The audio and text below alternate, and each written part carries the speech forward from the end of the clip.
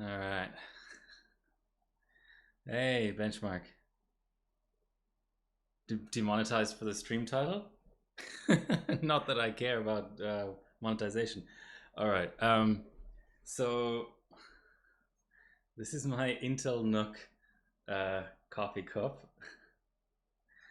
Uh, so it's one of these things that turns a different color. Like it's all black when it's empty. Um, let's shove my office chair into focus. Since it's actually daytime, so it's probably worth being in focus.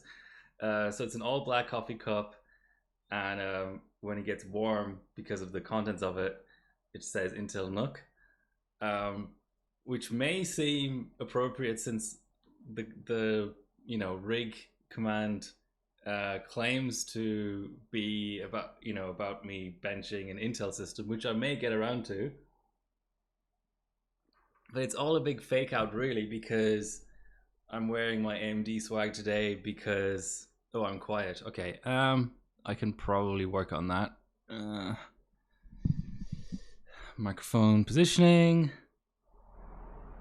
My levels actually look good here. If anything, they look too high, but let me know if that made it better. Yeah, Matt, morning stream. A few different reasons for that. First of all, I've not been sleeping very well, so I don't think I can do a night stream tonight. But also, the sort of main topic of the stream is going to be audio perfect. Okay, thanks. The main topic is going to be, well, first of all, in this house, which I've been in for a year and a half, I don't think I've done any. I might have done one morning stream on like a really rainy day where there was nothing else to do. But I was just curious to see what it would be like to stream in the morning, to have like better US timing, worse Euro timing, probably bad Aussie timing as well.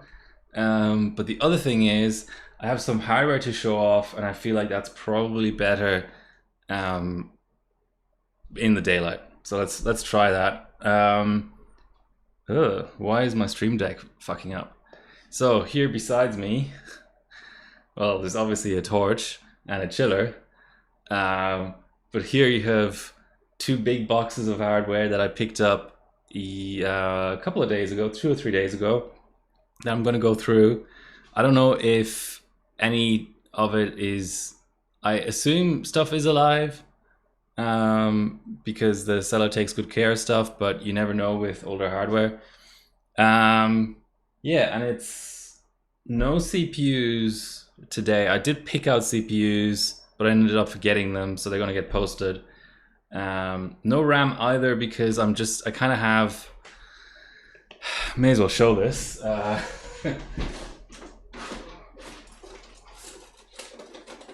have a very, very big box full of RAM. Actually, the camera's in front of it, but just pretend all of these HDMI cables are RAM. This is the size box of RAM that I have. I don't even think that all of it fits in there. So if anything, I need to get rid of RAM. So it's cards and boards only, and some swag. So let's just get started, because I don't want to stream for, hey pals, I don't want to stream for 100 hours. This is not. So some AMD swag. So in here we've got, not that I'm ever going to wear these, but I will for the stream for like 5 seconds. A red AMD hat.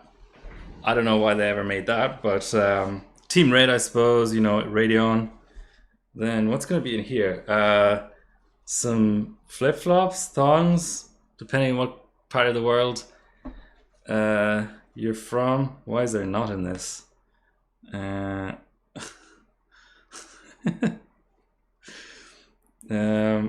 Okay.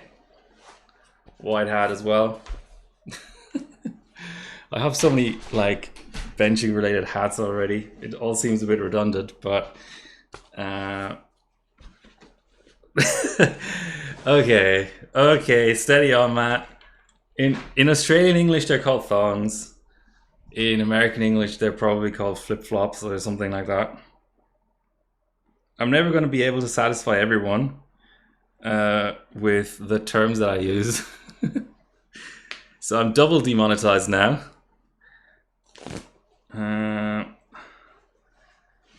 This is what I meant. Thongs, AMD thongs. I should try them on. I don't even know what. Oh no. They're probably about, from what I can sort of eyeball, they're probably about one size too big. So I don't know.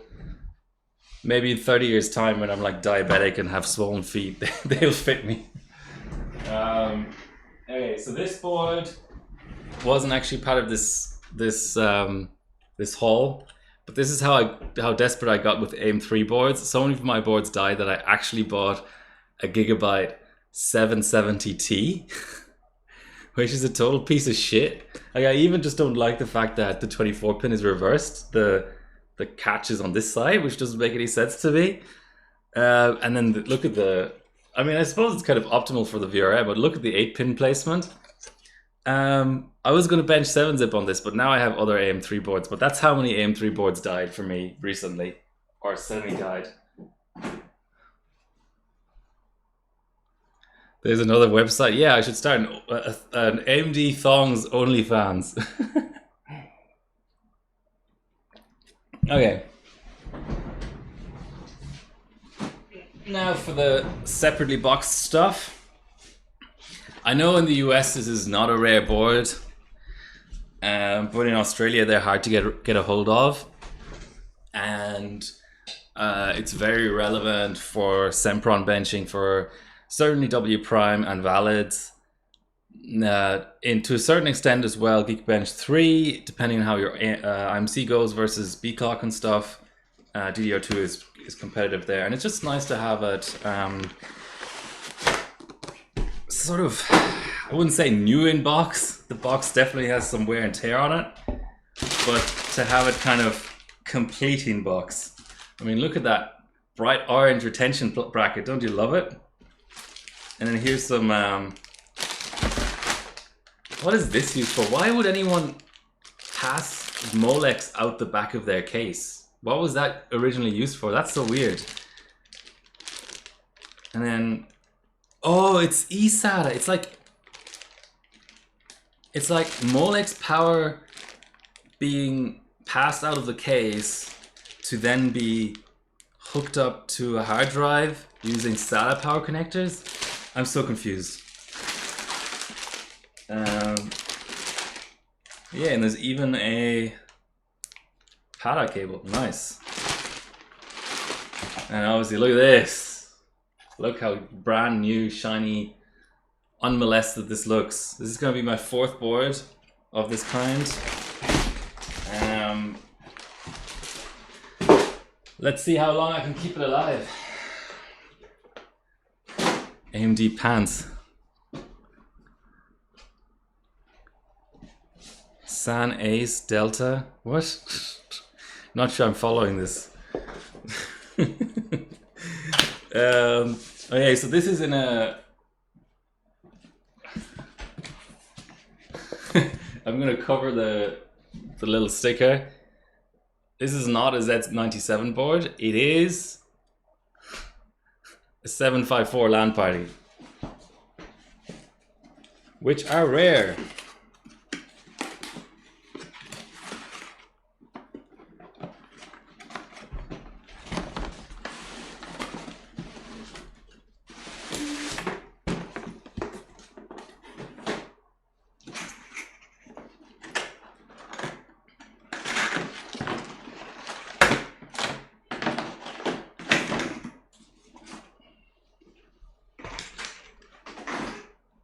See, I tidied up my bench room recently, but it's going to be full of empty motherboard boxes now. I used to have a copy of this, or a sample, whatever you, only fans. At some Team Cup, I don't even remember the bench, but for some Team Cup I had the bright idea of putting an F1 pot on the chipset, and I killed the board predictably with 0 installation on. I don't know, I thought it was going to give it more FSP. I hope I'm a smarter bencher now. But you can never be sure about these things. Okay. Now for the unboxed hardware. try to keep some sort of structure on this. I mean, it's nothing special, but I've killed 2 of these, so it's great to have another one again. A Crosshair 4 Extreme, probably going to be my 7-zip board for Team Cup. A little bit more swag this time, MSI. Never going to replace my little green alien, but always nice to have. Kind of an unknown board. Everyone tends to use the ATX version of this, but this is pretty much the best FM1 benching board, just with some slots cut off, and in good condition and all that, and you can always have more FM1 boards. Oh no, I need to ban someone.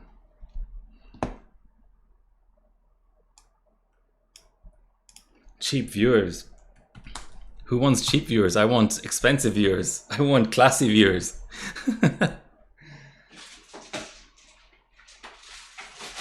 Oh, I said there was no RAM, but there is some.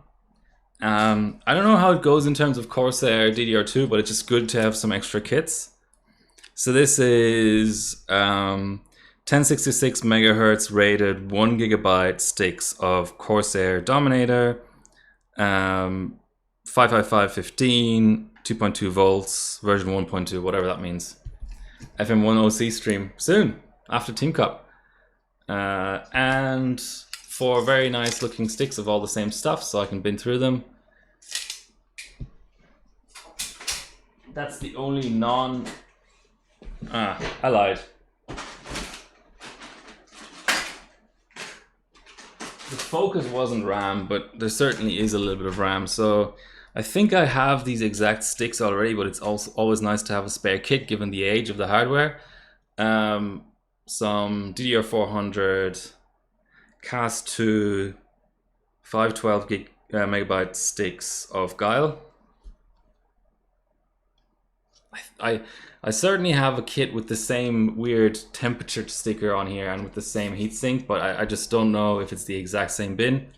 But I think it's TCCD, but you know. I believe this is the highest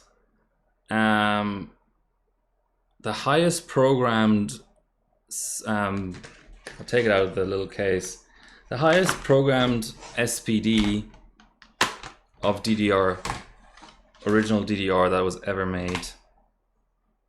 In terms of retail at least. So it's G-Skill 600. I don't know if you can read that, but... So I mean, it could technically be TCCC as well, but I'd imagine it's TCCD. CAS 2.5, 2T, which like in those days was actually a massive innovation to have 2T programmed SPDs. It just was a, you know, no one ever thought of it to go from 1T to 2T in order to push the sticker spec of a stick of RAM. Rated at 2.7 to 2.9 volts. So that's getting up there for a spec of a RAM stick. Okay, let's try and keep the really nice stuff for the end. New in box, sealed, Carrizo. There you go. Can you tell that there's no cut there? It's not been opened. The bottom hasn't been opened either. This is, I mean, the box has obviously seen a bit of wear and tear, but it's a new in box Athlon 845. I'll never say no to that. What else have we got here?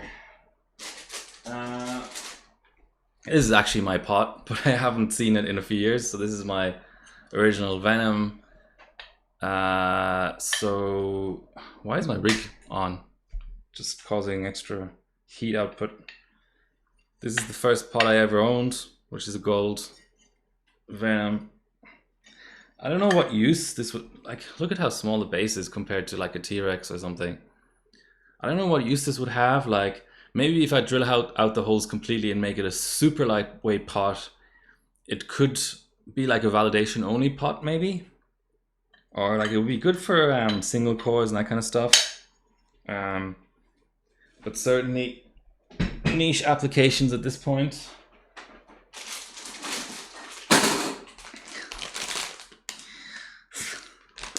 This is so funny. This is so funny. This is one of these aftermarket cooled AGP. I don't know if it's 9800 XT or 9800 Pro. I think they're kind of like the same core with a different stock clock. Correct me if I'm wrong. But this has got the Arctic cooling, aftermarket cooling. It's like, I think it's like stock aftermarket cooling, because you can sort of tell with the different I/O shield and stuff, and you've even got your high and low fan switch there. For some reason the RAM is cooled. I suppose that was kind of common back in the day. Yeah, so one of the, I wouldn't really say it's one of the speedier AGP cards, but it's getting up there. Obviously the 3850 AGP or whatever it's called would absolutely roast it, but yeah, let's go for this. Another couple of copies of the infamous Wi-Fi board.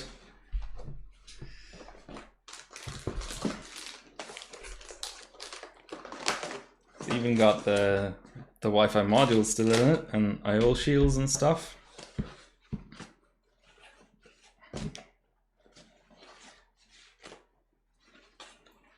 So there's one LN2 prepped one. Well, VASed. I wouldn't really say LN2 prepped all that much, but it's a little bit VASed. And then there's a spare. So now I've got 3, and all of them are the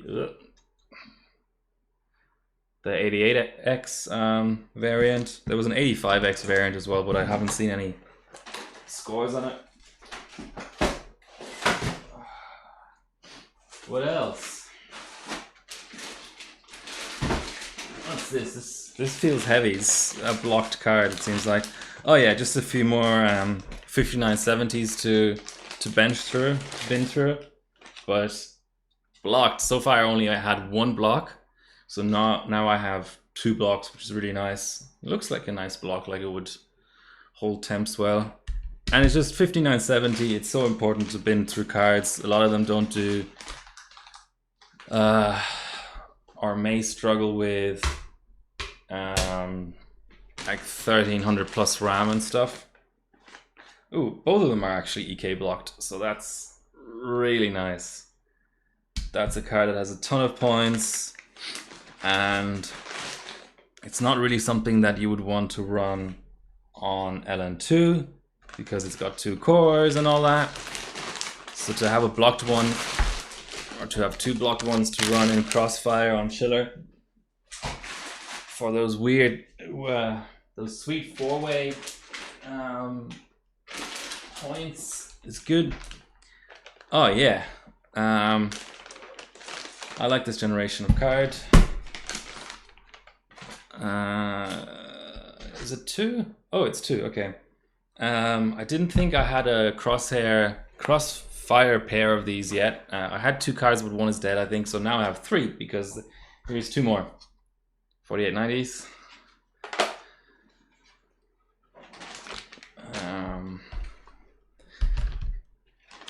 The only problem with these is because they're the absolute top end late generation cards for the 4000 series. They're quite noisy on the stock blower. Kind of have to block them up straight away. What's this? I'm trying to remember. Before I show it, I'm trying to remember what it actually is. Okay, I think this is a HT 2900 variant.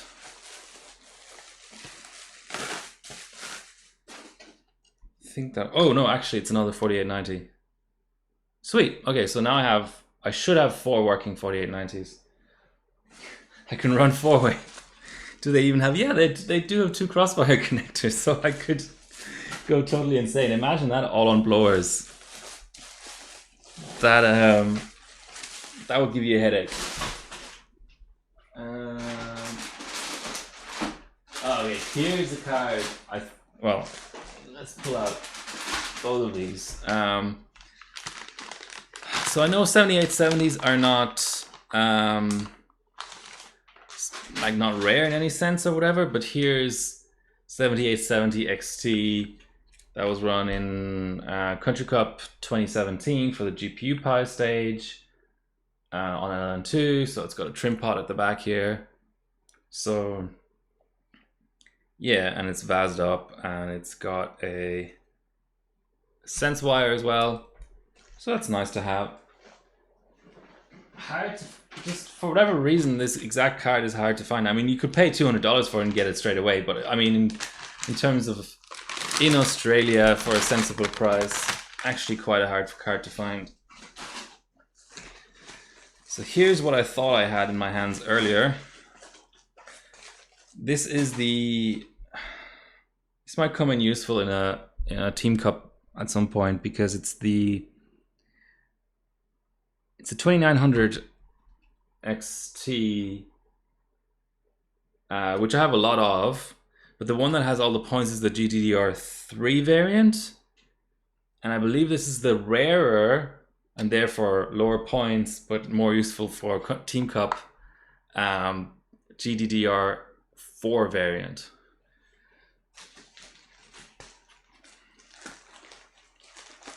Yeah, I'm having a lot of fun going through these cards. It's weird, like I don't bench 3D as much as I should maybe. But in terms of just looking at hardware, they're probably more fun to look at than boards. Okay, now let's get to the meat and potatoes of this box of gear, which is a supposedly near 1400 core on water 7970 Lightning. I really love to get a block for this because I have an EK block from my existing 7970 Lightning, and those two cards on chiller with like CPU on LN2 would be able to do some damage for two-way like legacy benches and stuff.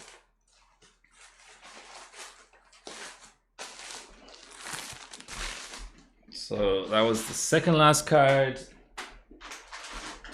Oh, here's the reactor, by the way. I don't know if it does anything, but good to have it. Here's the last card. As far as I'm concerned, I mean, some of that old stuff was rare too, but in terms of a recent-ish card that's expensive to get, this probably tops the list in terms of what I've just shown. 6970 Lightning.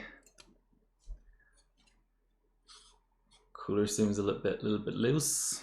That's all good, but nice fat card. So now I have if both of those cards work, I'll have a 6970 Lightning Crossfire pair, and I'll have a 7970 Lightning Crossfire pair. So that's nice. Okay, second box. Time for the second box. So that's empty now.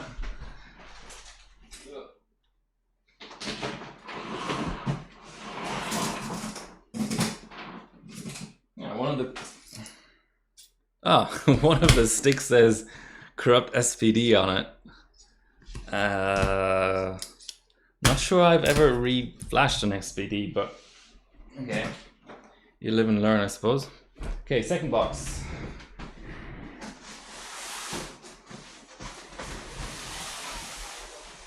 And considering the lack of boards in the other box, I'm guessing this is mostly boards.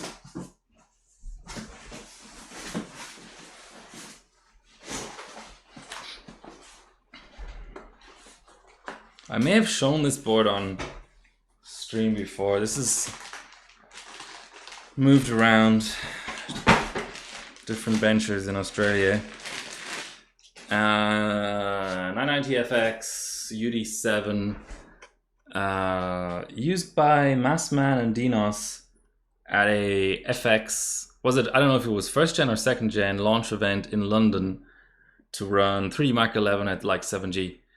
Hence all the gunked uppedness. even some foam on the back because it's really crap on the back. So more of a historical significance type board. But I will boot it up for Team Cup and knock out a 300 or 350 for the dog pile.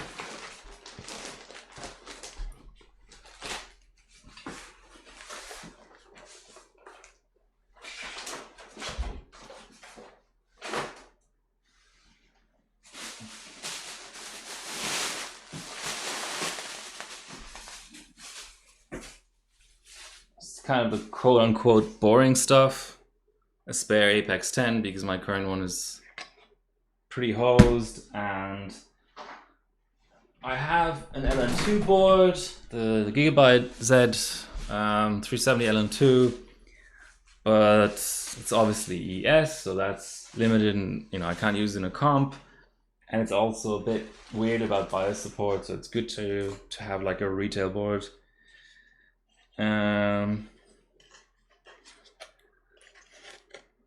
Spare Formula Z. That's the third spare, I think. Good to have spares. Those 8 cores put some real pressure on your VRMs and things. Fourth spare Formula Z.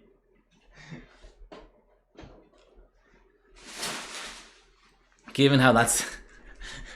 Yeah, now I have 3 spares. Well, I have a main and 3 spares. But they like to corrupt BIOS. I've had to put a new BIOS chip into one of mine. I feel like if you were really try-harding it, board bidding for valids would be a thing too, believe it or not. And it's just, there's no other, I love that platform and there's no other relevant benching boards. So, having 4 boards for a platform is reasonable. All 4 of them being the same thing is maybe a bit excessive, but it makes sense to me. What's in here? Ooh, okay. Maybe leave that until later.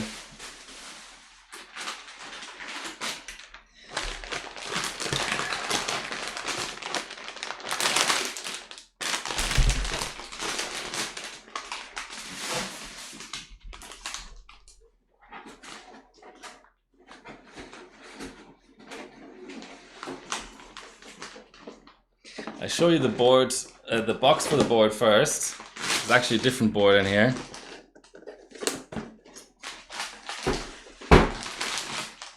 So I think there's a Barton core chip with this as well, but what makes it kind of rare, maybe not all that much more benching relevant really, but what makes it more rare is it's the NF7S.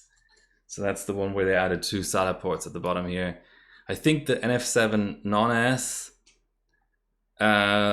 just has empty PCB positions down here. Like it's like the same PCB. Even up here, it just says NF7. So it feels like all they've done really is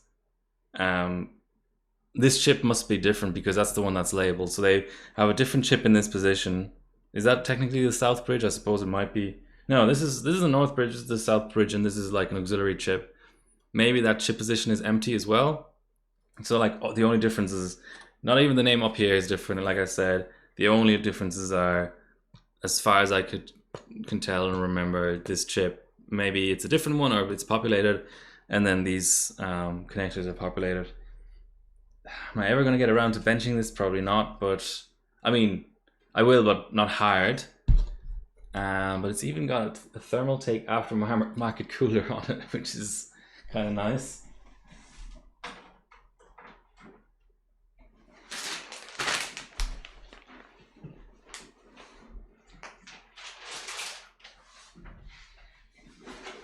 And now the board that's in the box of the board that I just showed. Look at this stuff. Oh, look, a Firewire connector, a driver floppy, a little layout booklet with the jumper settings. I think this is a sticker, so you're supposed to sort of stick that on the side of your case or the inside of your case. So when you're changing your jumpers, you look at the thing. So retro. And here, Matt is probably going to laugh about this. But here's a crossblade with a 5800K in it. I know I bashed the crossblade, but given the chance to pick them up as part of a lot, I think it's a good iGPU board. I wouldn't use it for like 32M. I stand by the statement that they just lose channels way too easily, but maybe if I use it as an ambient only board or an iGPU only board or a validation only board with a really strong heater on it, this is good. It won't beat out the Wi-Fi's I just showed for 32M. It won't beat out a UP4 for just general benching, but for all this stuff, I acknowledge the fact that it can be useful. Yeah, for people who are like, exactly, Benchmark. For people who are not into FM2, it's a wonderful FM2 board. It's like the newbies FM2 board. So hopefully this will have some comedic effect to it. Here's a spare crossblade. Because I know sooner or later one of them will lose a channel, so I need to have a spare, right?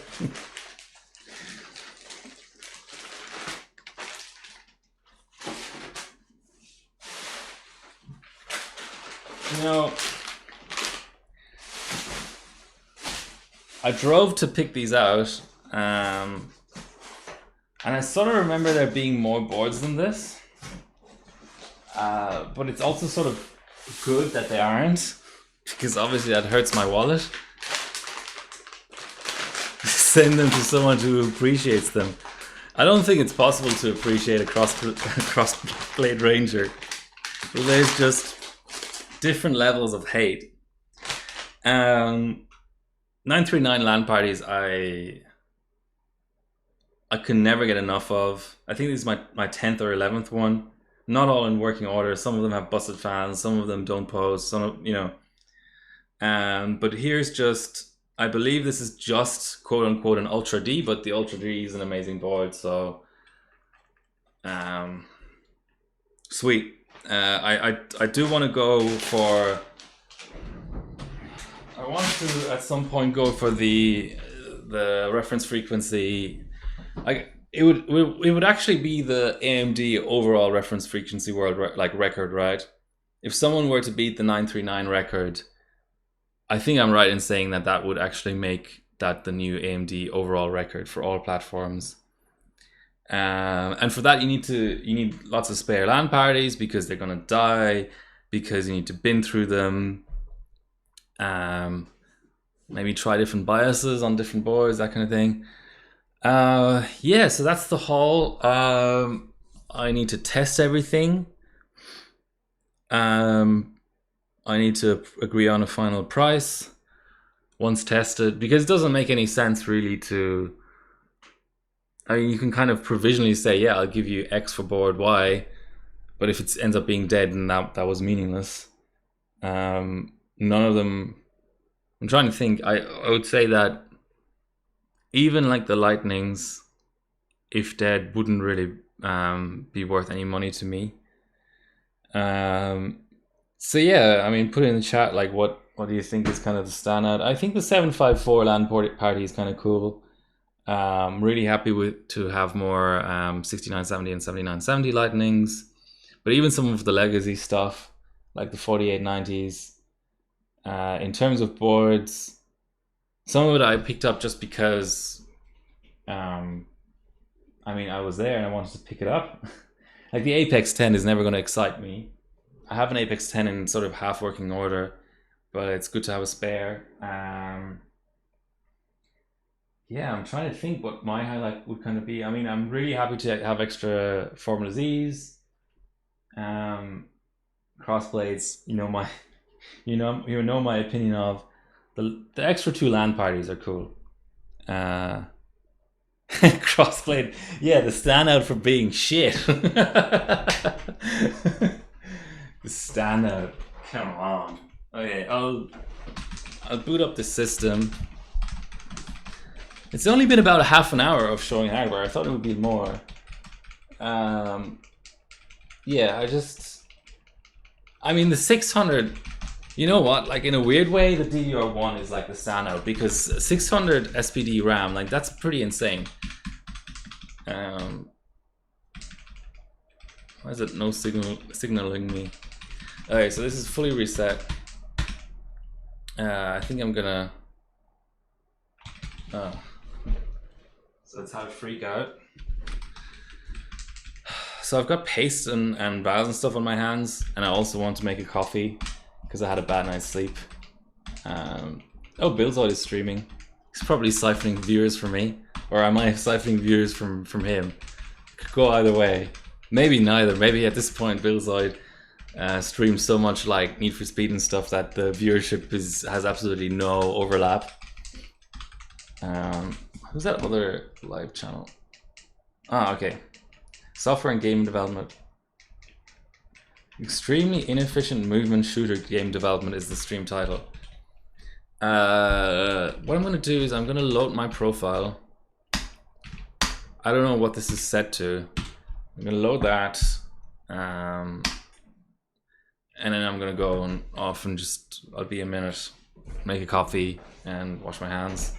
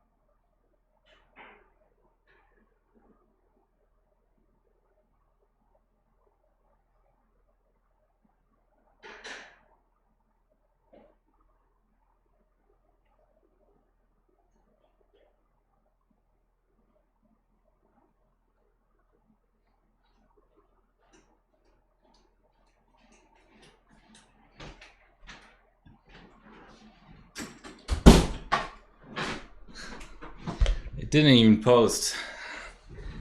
I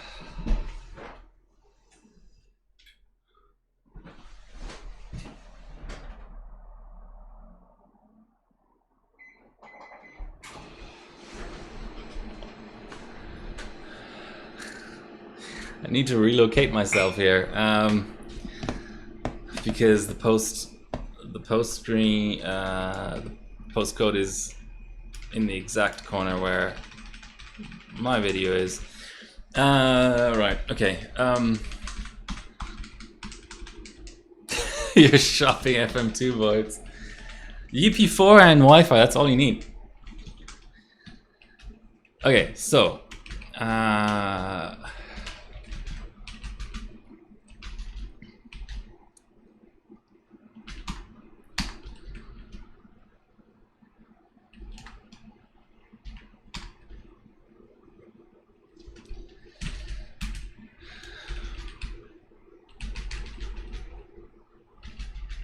That's really low. Try that. So this stage has been a struggle. I expected it to be a struggle, and it's kind of met expectations. First thing was I really wanted to use my this camera is weird, but I didn't want to set up a fourth camera, so I had my rig camera also be my postcode camera. But I feel like what I would really need is actually so one tripod behind me is for the room cam, and it's a pretty tall tripod. But this tripod for this camera is not very tall. But what I would really need is one that is as tall as the other one, and it has more of a down perspective, so that the camera doesn't have me moving in the background. It's kind of weird. But yeah, the other option would have been to have a fourth camera, but I actually only have, well, I do have a third tripod, but it just seems a bit excessive. As we're stuck on the post screen. 37.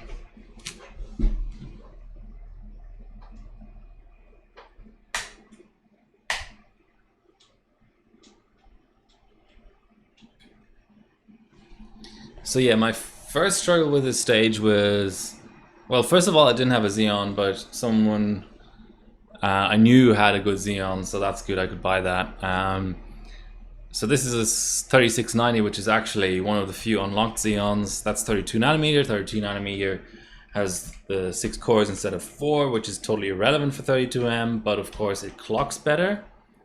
And the stage is Xeon only, so that's why I need to have a Xeon.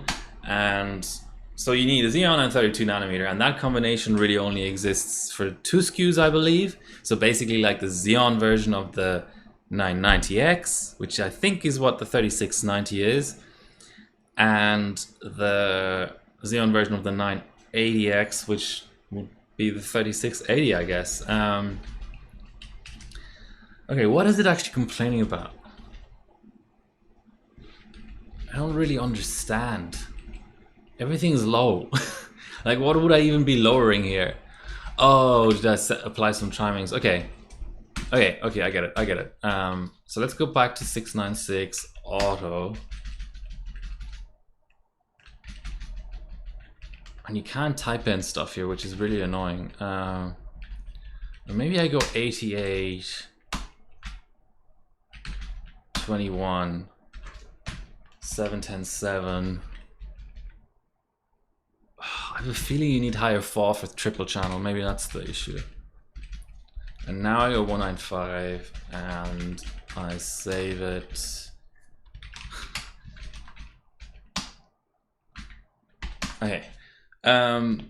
Yeah, so that was the first getting a chip was, I wouldn't say it was hard, but it was, you know, I didn't just have it lying around with like 99% of hardware. Then I wanted to use my Black Edition because I had bought it relatively recently and never really benched on it. And I saw this as an opportunity, even though I know the Black Edition really, I don't really know anything about X58, so I'm kind of talking out of my ass for all of this, but the way I understand it, the Black Edition comes into its own for Bloomfield for getting higher B clock, like easier and cheaper and faster and quicker and more reliably than other boards, which doesn't apply here because this is an unlocked chip and it's not Bloomfield. But I still wanted to use my Black Edition, and it's hanging on the fucking post screen again. Holy shit. Okay.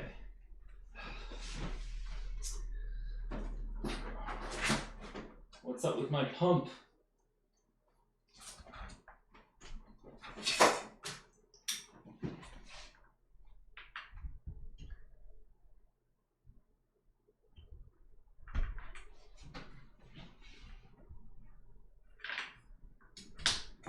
Oh, for God's sake.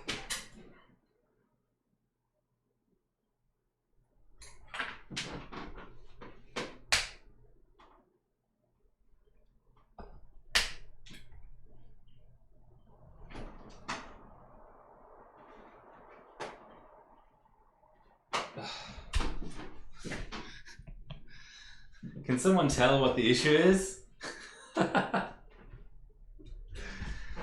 Fuck me.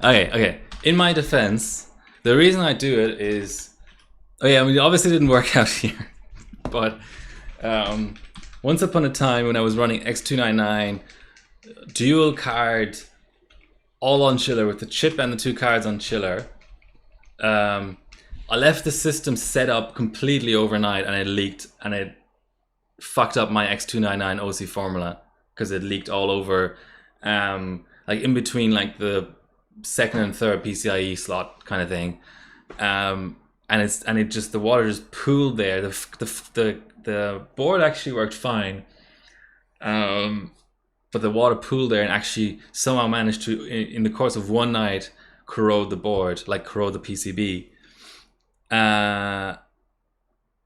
Lower cold bugs, yeah, because you can set you need to lower your cold bug, you need to lower the PLL, I believe, which is, let's just show it. You can mod it, you can obviously hard mod it. Where is it? So this is 1.8 stock, but this board will let you do 1.2. I don't know if that really scales, but that basically gives you the option of, if the chip reacts to lower PLL, then you can go all the way down to 1.2. Like at some point it just stops posting, but let's say like 1.8 your cold bug might be, I'm just going to make up a number, minus 120, and then 1.6 it might be minus 150, and then 1.4 it might not post, but 1.45 it might be full pot. Who knows? Yeah, something along those lines. Okay, everything I just did was invalid because the system was overheating. So let's just load the same profile again that didn't load earlier for obvious reasons. Yeah, so I corroded, where are we? Ugh, there we go, that's the camera I want. I corroded my board, and ever since then I've kind of realized that even with the pump off and the system off and the chiller off, nothing really moving or changing, you can still have a slow leak overnight because of the drag of the tubing or whatever can open up, not a quick disconnect, but I think it was the kind of here, between the tube and the fitting, the tube was already not as far in as it kind of had to be, and it was working fine as I was benching it, but then overnight, maybe because it got colder or something, the tube actually sort of like slipped off of the fitting just enough for there to be a leak. So that's why I no longer leave water cooling rigs set up overnight. See, I thought that with the rig cooled everything would work, but maybe not. Okay, let me pour my coffee here. So for like literally 25 years, I had a larger French press, a Bodum. That's the brand. And then what happened? I think it just got so gunked up and gross that I don't think it really broke, but I decided to throw it away anyway, and get a new one. And this is like a single cup French press, which is kind of cute and nice, and it makes good coffee. There we go. It's what we need this time of day at 10:41 in the morning.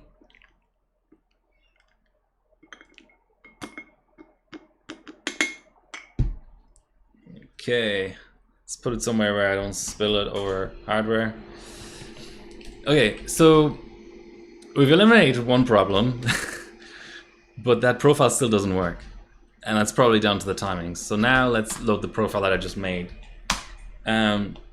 Okay, so now Bodum, back in the dark ages, hey, Bodums are great. So now let's continue on our journey for this Team Cup stage. So the initial issue was I didn't have a chip. Then I wanted to bench the Black Edition. I do have a Rampage 2. I used to have a UD9 and an X58OC, but I sold them all as we're finally booting. Oh, okay, no splash. That's a bit sad. But I've kind of narrowed down my collection to, I think I have a Gene as well, but I have 2 Rampage 2s and a black. And I wanted to use the black for this stage. And I bought it kind of new in box pretty much. And I think I only took it out once just to mount it up and make sure it worked and had all the channels, because channels dropping is a really common thing. Then I put it back in its box, and I don't, you know my storage solutions with like 15 boards all in the same plastic box. Like I usually don't take that much care of things, but the black is a special thing, so I kept it in its original cardboard box with an anti-static. And I took it out for Team Cup, and it had a pretty badly bent pin, and it wasn't a ground, and it didn't post. And I continue the story once I start a run here. So you may all be familiar with the fact that the memory tab doesn't load, so I have a separate CPZ here called memory, which is 1.99. Here's 2.09, which is comp valid, and this is not comp valid, but it will give you your memory. So we have all the channels. Encore is low, but 710.7, 2188 has booted, and I want to focus on, this is not going to be a fast run, but I want to focus on memory timings passing without a not exact. So let's see. What I could do is set FSB up a bit. I think we have latitude to do that. Let's go. Whoa, 200. Yeah, I want to be over 1,000. Let's see. Let's do 205. Let's see if that does anything. Maybe one more. 2 more. There you go. 205 exact. 4.7 is fine. 3.7 QPI isn't all that high.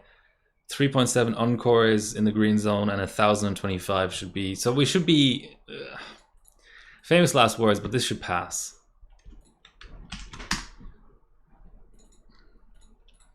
I'm not even wazaing or anything. I just want to see it pass. I don't really even care about the score. I mean, I always care about the score, but you know what I mean.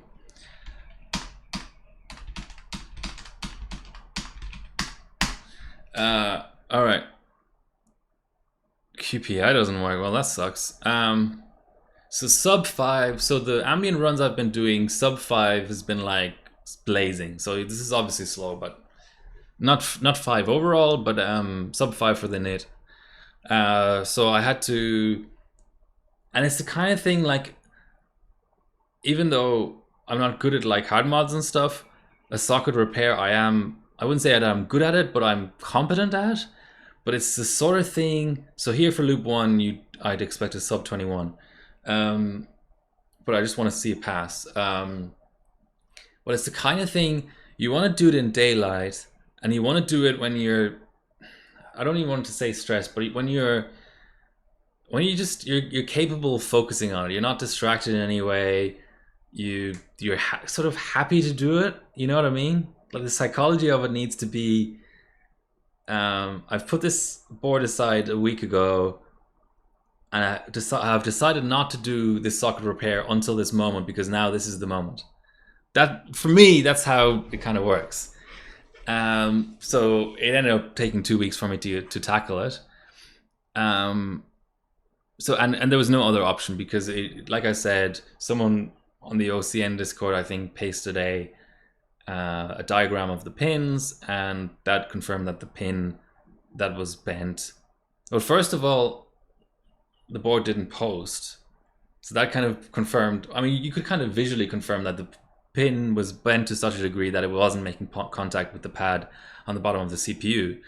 But then the kind of socket picture further confirmed that the pin was needed. It wasn't just a ground, and I had to bend it back. But I'm into vinyl, and one of the tricky little things you have to do when you're setting up a turntable is you have to attach the cartridge, needle, whatever you want to call it, to the tone arm, and then you have to connect the leads at the back, and they're quite small, and there's 4 of them. There's left, right, and 2 grounds, I guess, because there's basically 2 signals, right? And a single wire doesn't make sense. You have to have, like the way electricity works, you have to have a circuit. So maybe it's not technically called ground, but you know, there has to be a second wire. So there's 4 wires because there's the stair is left and right, and you have to connect all 4 of those, and the wires are really thin, and it's like these little, it's like a tiny BNC almost. And the way to do it, you can kind of do it with your bare hands, but the real way to do it is one hand holds the tone arm or the cartridge or whatever tight, and the other one with the tweezers attaches those leads. And those teasers, Pierre can help with steady hands. Well, it can go both ways, right? Those tweezers end up being really nice for actually repairing the socket as well. And I know one X58 enthusiast in Australia. It's Lunker. Is it? Let's have a look. Would be pretty highly ranked in terms of seasonal ranking in Australia. So let's just look at the seasonal ranking, and we should find them. Not career, seasonal. Yeah, there we go. Lunker K9. So I sort of consulted him via text message saying, you know, do you think this repair is good? I'll try to get it even more straight. If you think it's not good, yeah,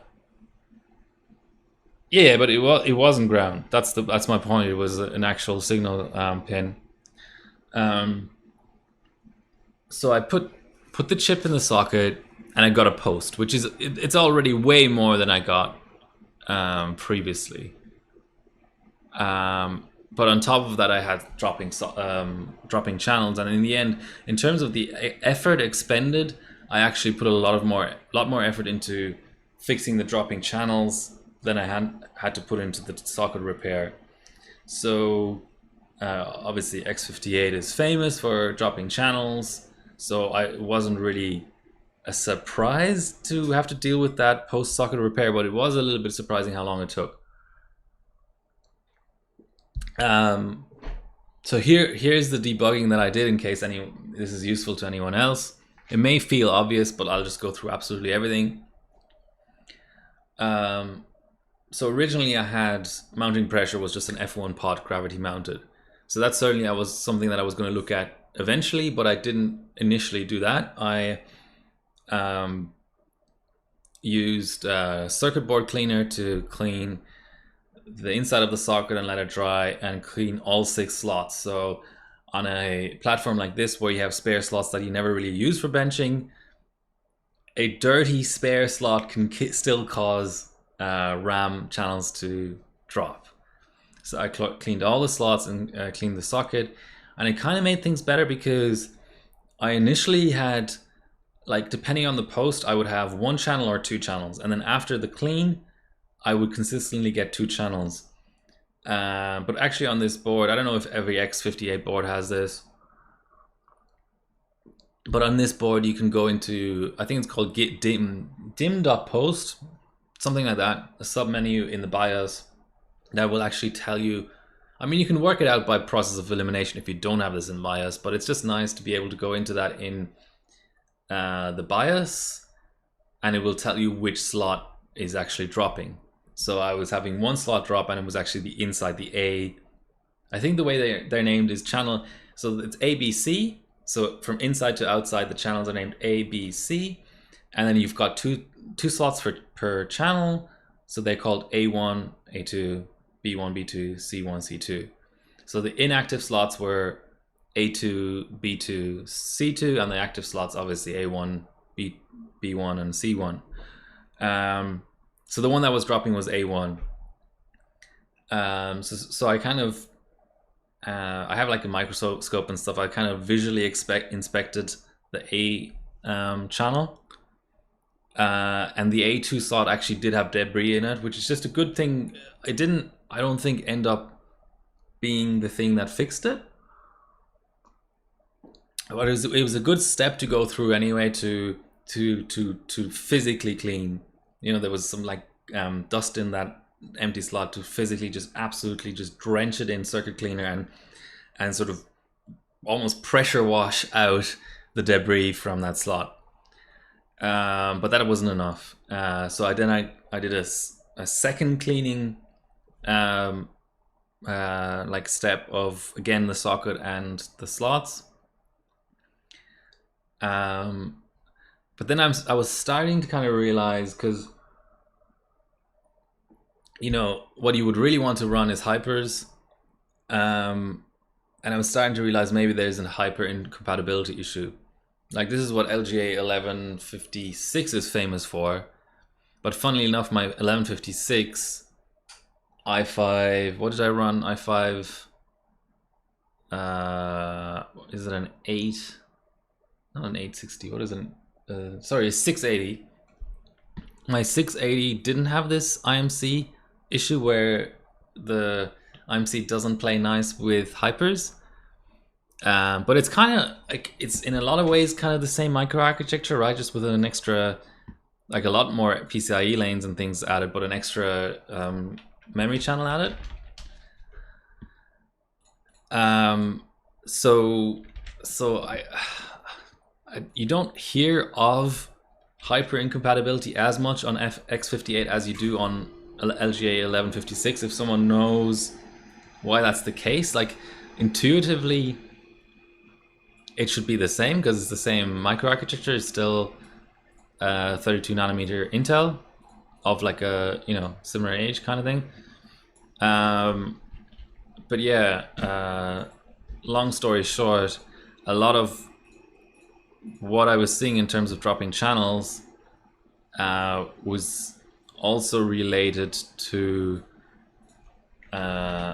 just the IMC not liking hypers. So I'm gonna call this, where did it, oh, here it is, 205 B clock, and I'm just gonna go 210 and see how we go.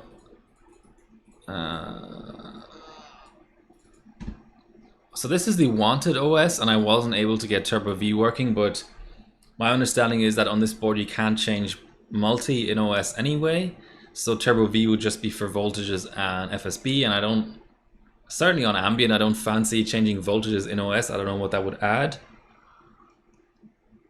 And for 32M, you're certainly going to want to pick the more efficient OS over an OS that will run Turbo V, so I'm just using set FSB for FSB, which is all I really need.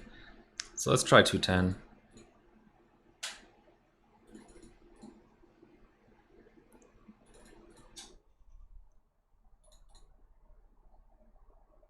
Okay, it's a little bit over, but I think 4A should still be okay.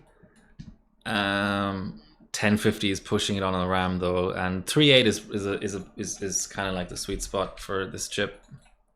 For Encore, which I know is bad, but it's just what I'm working with.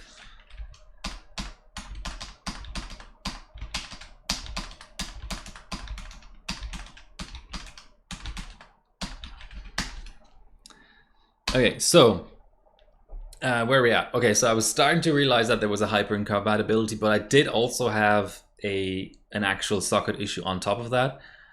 Next step was to, so I basically just said, okay, let's get the 3 channels working first, and then see if we can get hypers working on top of that. I was seeing, funnily enough, I was seeing that Sammy's, it was kind of posting with Sammy's much better than even PSC and stuff. So I stuck with 3 sticks of Sammy. Oh, and then there's obviously the DIMM reordering, right? So on this platform, I didn't see it that much, but on X99 with the 4 channels, it's totally a thing that, like, dropping the 2 center channels, just reverse the DIMMs, just put the outside DIMMs in the inside slots and the inside DIMMs in the outside slots, and then maybe you just suddenly go from having 2 or 3 channels to having 4. Here, I messed around with that, and it was good in the sense that it confirmed for me that all 3 DIMMs that I was working with, the 3 Team Group, Dark, LV, what are they, 2600 bin Sammys, were all alive, because when I put all 3 DIMMs into the two good slots. I was always getting a consistent 2-channel post. But obviously the inside slot was still having issues, and I'd already cleaned the socket twice and cleaned the DIMM slots twice. So then I went mounting pressure, which on X299 is kind of like the secret sauce. Like, none of my boards actually have broken slots or broken sockets, but a lot of them complain if the mounting pressure isn't optimized. And being a pretty like high heat output platform, I was going to be running it on chiller anyway. I briefly considered my Noctua, but actually I don't have LGA's 1366 mounting on my Noctua. 14 centimeter fan, big air tower. I'll have to, I don't know if anyone else has done this. I know Noctua are kind of famous for like supporting their products for like decades, but I looked up the process for getting mounting for that cooler, and it talks about having, so apparently the mounting is shared between 775 and 1366. I don't believe that the spacing is actually the same, but the kit must be a kit that has 2 sets of holes basically for those 2 platforms, because they came out around like roughly around the same time. But it talks about you having to provide purchase proof of purchase for either 1366 or a 775 board, which like, Obscure Paradox, thanks for the sub. And I don't think Paul's here, but he subbed last stream and I missed it, so thanks for that, Paul, very much appreciated. It's like, how do I go about this? I'll have to look up where I bought this plaque edition. I think it was eBay. Will an eBay invoice be enough for them to send me a 1366 mounting? But anyway, I just went with my heat killer. And, you know, some sockets love a lot of mounting pressure, and then other sockets is like almost the opposite, where you have to like have a really light mount, and then that helps the channels post. There's also an option in Bias that I tried called like dim retest, dim reinitialize, something like that, which is, it's meant to give all the slots all of the time in the world to post. I don't think that did anything for me.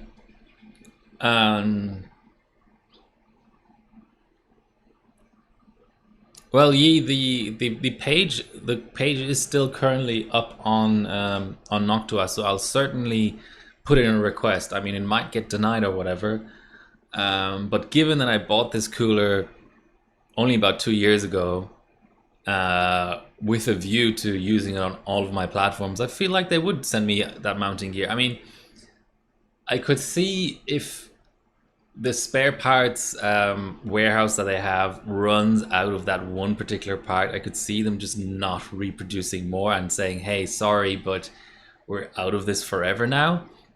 But if they have it lying around, I would certainly expect them, given how premium of a fucking cooler it is, I would expect them to just throw that stuff into into an envelope for me and send it to me. So anyway, yeah, so I was sort of starting to narrow down, you know, like the board is in very good condition, and the pin that I repaired was more related to just posting the chip. It's not actually related to any of the memory channels.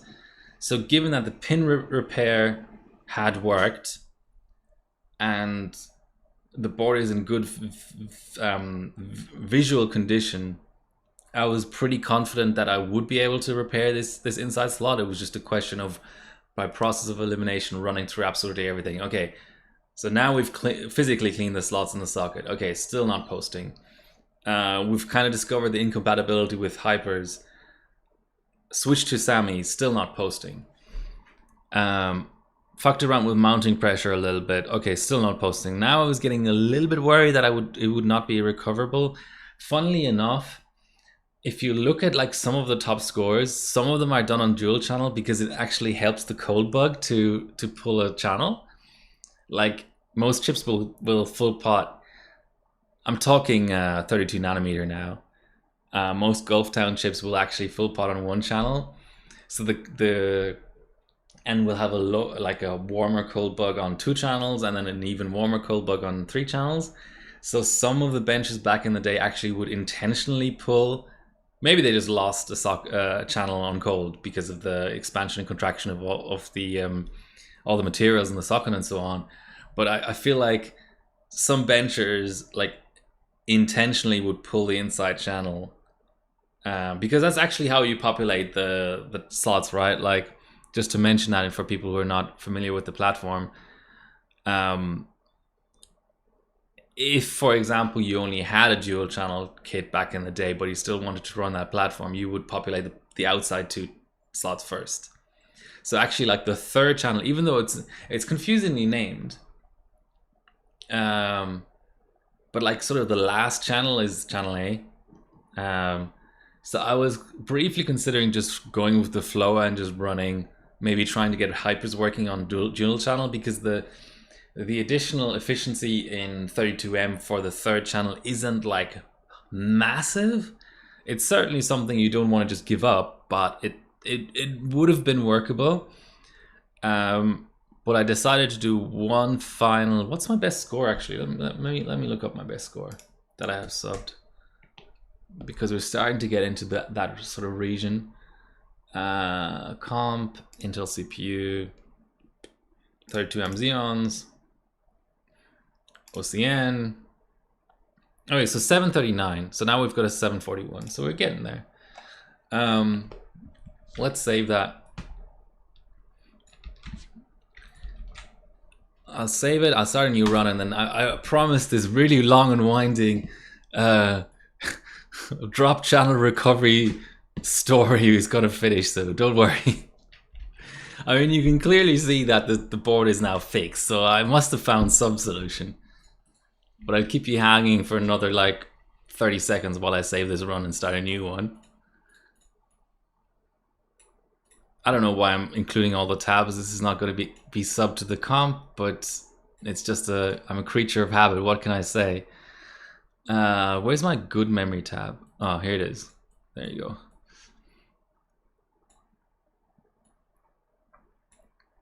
It's just for my own reference. So that's the 210 run. So can I do a 215 run? That seems far-fetched, I have to say. Now, why did I close my memory tab? That's actually the only tab I care about while I set FSB up. 215 could be a lot. But let's see. Okay, let's do a flat 4.9 instead. Let's not go exactly 215. Let's just attempt a flat 4.9. 3836 seems safe, but that RAM is starting to get into the danger zone. But let's see.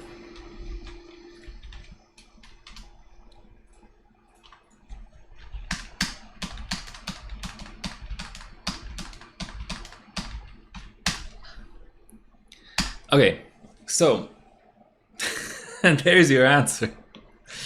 Okay, that is high though.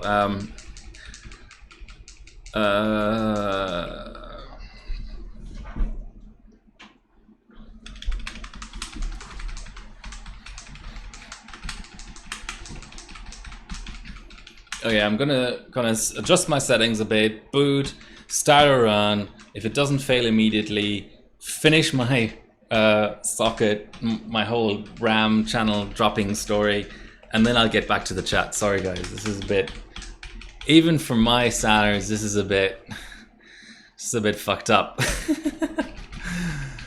In a good way, I guess.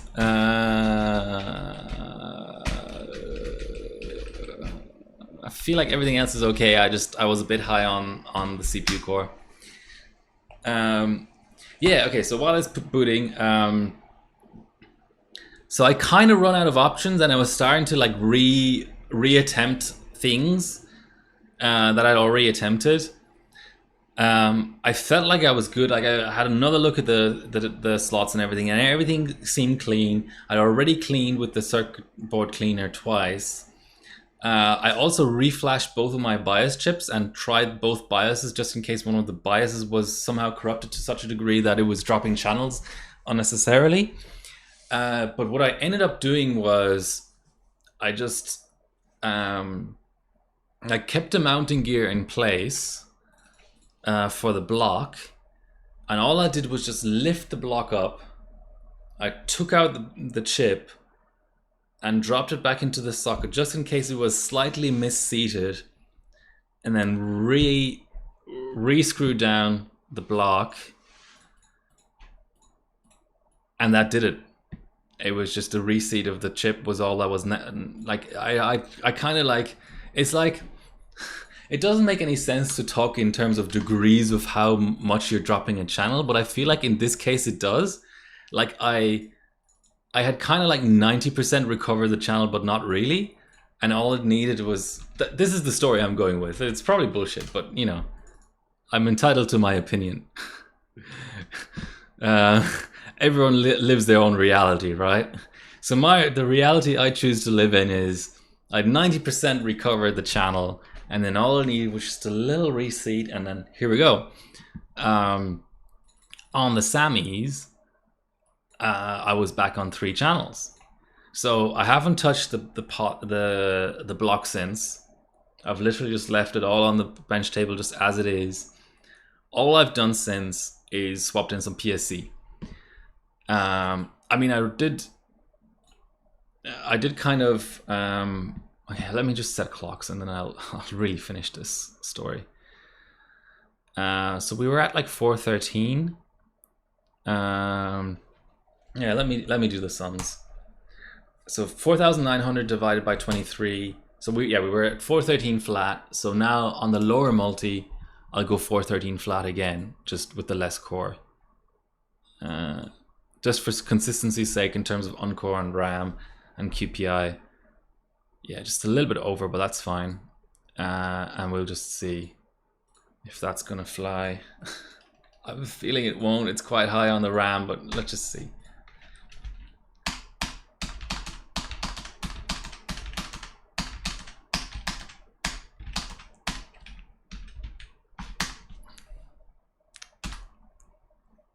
Will we get a nit?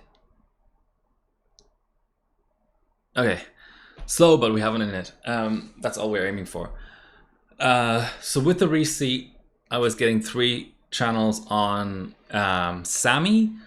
I hit reset a few times just to make sure it wasn't a fluke post, because sometimes on a degraded board you can get a fluke post and be like, oh yeah, I'll have all my channels back. Then you apply all of your benching settings and you drop the channel again. But I was consistently on the Sammys getting 3 channels posting. So then the next step was, okay, is this now fixed? Can I go back to my hypers and get 3 channels of hypers? But there's something going on with this IMC where like it was the happiest on the biggest stakes on the Sammys, ever so slightly less happy on PSC, and like totally unhappy on hypers. I was getting like 1 channel at a time, at most 2 channels. So yeah, that was a no-go. I may revisit it, but I decided that so I've got a dual channel kit of whatever it is. You can probably read it there. It's like 2300 bin 810.8 or 811.8 pies or whatever. So like that's a really good pie kit. And then the third stick I've got in there is a bare PCB tequila stick, a 71010 bin 2200. So I'm like, I've got good PSC. The PSC penalty will not be as big for me here as it often is. Let me just start benching on PSC. So that's what I've done, but I'm just not familiar with this platform, guys. Like, I kind of was ready to stream this a week ago, but wasn't really getting anywhere with my prep. Like, this is like, it's weird. This is like a prep stream for the LN2, but I felt like I wasn't even prepped enough for a prep stream. That's how much I've struggled on this platform. Like, the chip is okay. You just saw like this is 1.55 V core on a chiller set to 20 degrees Celsius. Down with HT off, down core to 2 cores, and it's struggling to do for 4.9 on a single threaded bench. Like, that's not great. The IMC doesn't seem great. I'm pushing a reasonable amount of QPI and still like 3.8, 3.85 Encore is like where it's maxing out there. A lot of chips do 4 Encore on ambient, so that's already kind of limiting. So yeah, actually the RAM of all things, the raw RAM megahertz. I was just gonna say, I was just gonna give it a compliment in terms of RAM megahertz, but no more. Of all things, like compared to the Encore and the Core, the RAM seems like the best of the three, but still not amazing. But it's also user error for sure, guys. Like, it's also user error. So last time I had just a blank, like just a reboot. That's Core, from what I can tell. This non-exact was memory related. So let's find our memory limit. I'd imagine 2100 is where. See, I'm over. So let's aim for a flat 2100 type of thing.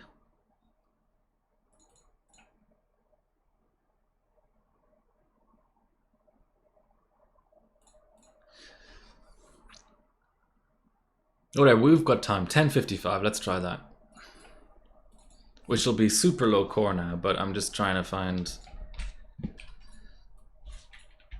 other things, sweet spots and other things.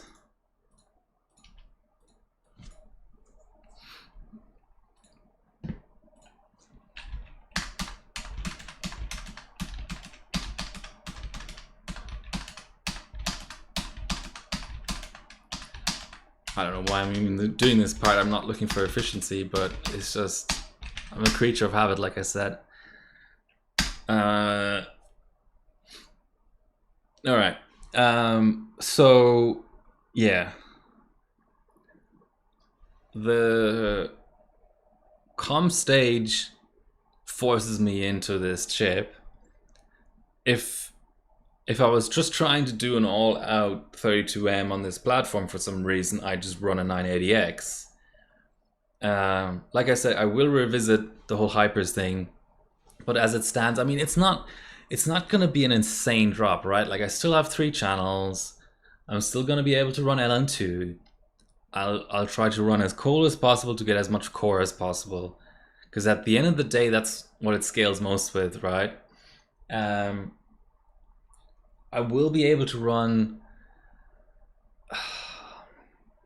696, I'm guessing. Maybe even 695, who knows? Maybe PSC likes the third timing at 5.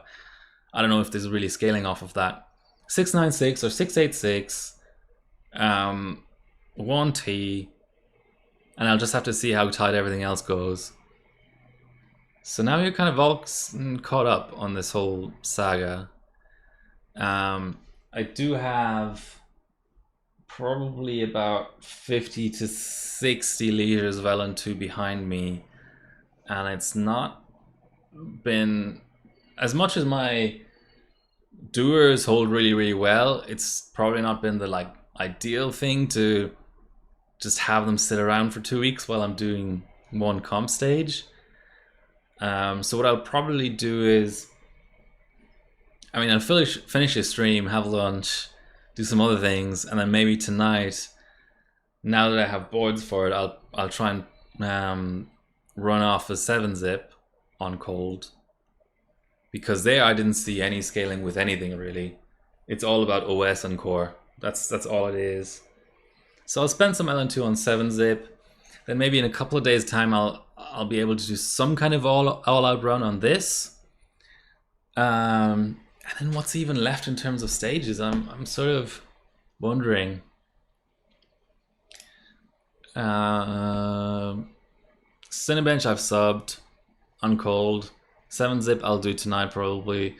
GPU Pi I've subbed on cold. Geek 3 I've subbed on cold. This I'm working on. PiFast I've subbed on cold. This I'm not doing. And this I'm not doing. And then GPU cold stuff, that's really dependent on like whether I find the time and stuff. I mean, if the O5 scales with CPU on cold, I'd be tempted to do that on cold, but otherwise, I may be able to repair my Polaris card and do the Skydiver on cold with a heater this time, which will make everything much easier. That's kind of it. I don't have the hardware for the DFI 32M stage. I'll do like a placeholder on AM2 Plus. Pi Prime, the rest of the team is absolutely crushing it as it stands, so I'm not getting involved in that.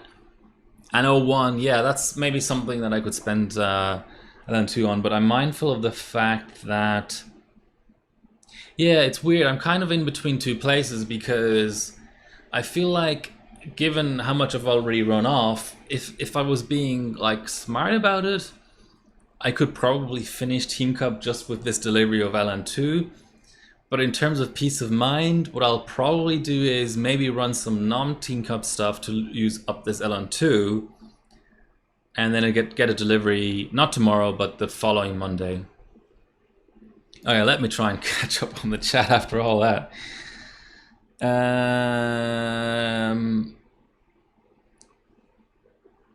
1366 assembly was fixed backplate with post that stick through. Same vertical spacer method. I mean, vertical spacer for Noctua, as far as I'm aware, every socket uses. Oh, that's right. May as well show it.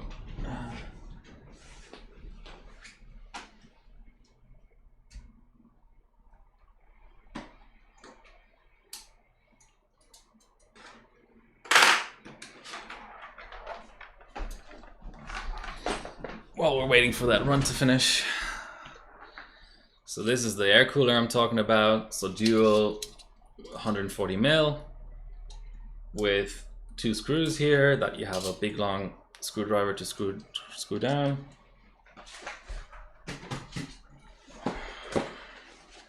Here's the mounting that came with it.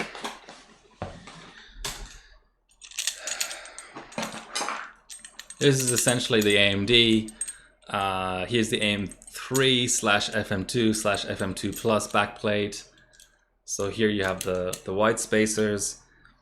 You just use a different hole on the mounting for AM4, which is obviously a slightly different shaped backplate. This is the LGA 1200 backplate, just for more stability, but you still use like a spacer system. And this is the Intel. It's just a different colored spacer to distinguish them easily. And just those metal bars are a different shape. That's basically the only difference. And this is the LGA 1151, 1200, 1700 backplate. So this is just a heavier version that only works, I don't even know, like isn't this literally just for all the same sockets? Yeah, it's just a heavier backplate. So black for Intel, white for AMD, because obviously Intel is evil and AMD is good. It's like Jedi versus Sith, you know, no point even elaborating on that.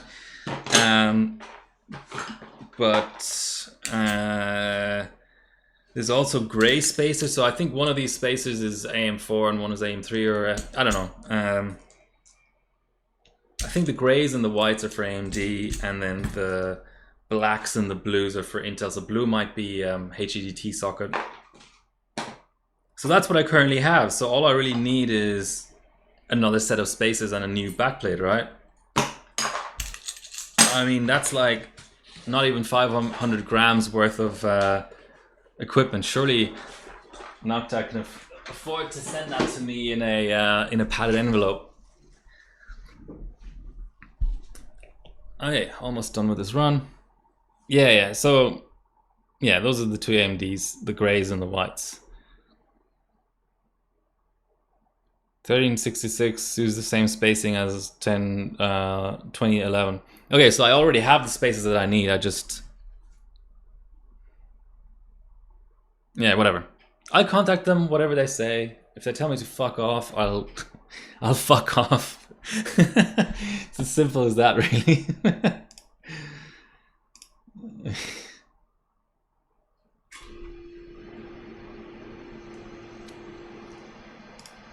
Okay, so we have a run. It's very, very slow. But it's the highest memory pass we've had so far, right? Are there any IMC vols that I'm forgetting about on this platform?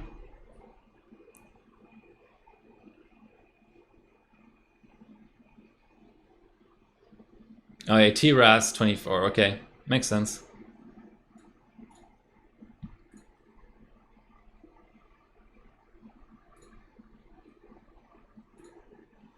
RFC, what about RFC? I wasn't able to... Like, hypers, it would be like 60 RFC, right? But I'd imagine that like 72 RFC or something would be the absolute tightest you could go on PSC. Because I mean, I have knowledge of hypers and PSC, but I feel like the triple channel just reacts totally differently. Okay, now what I'll do is I'll try to... Yeah, let's do the same at 6.10.6 and then we can try 6.9.6.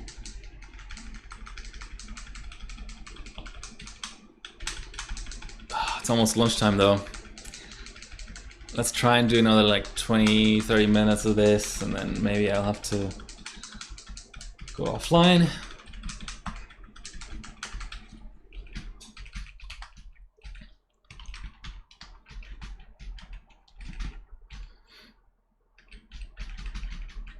Oh, here's that memory recheck option I was talking about earlier.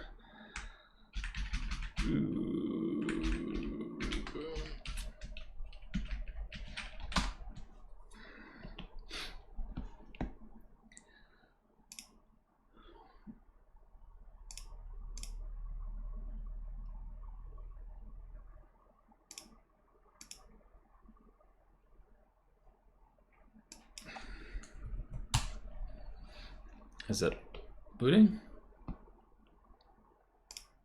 Seems to be.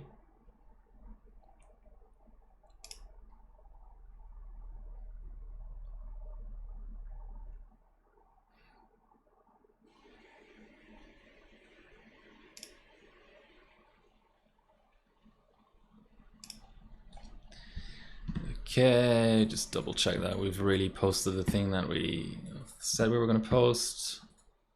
6.10.6, set FSB.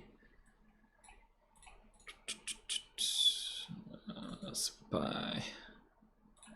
I get a bit paranoid about this. I'm gonna delete my previous temp files.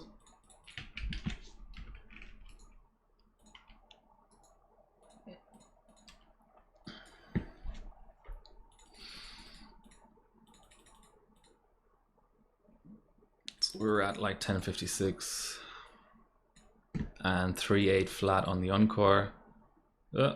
Overshot it. Okay, that's it. Just a bit of clock drift going on.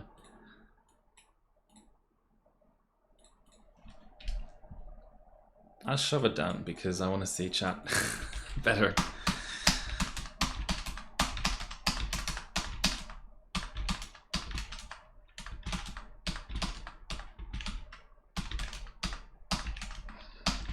Again, I don't know why I do this. Just a creature of habit.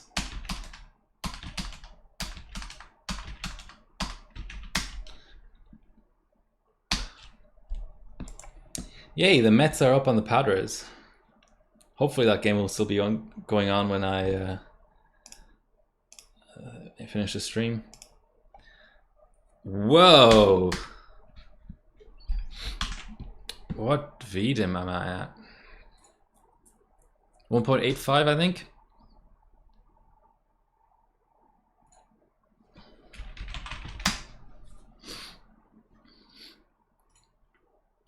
Is that just a random not exact?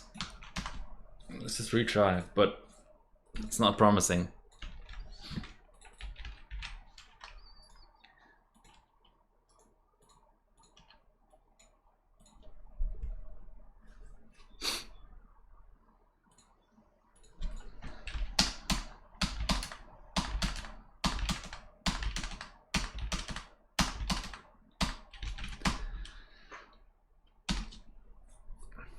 Okay, it really doesn't like that.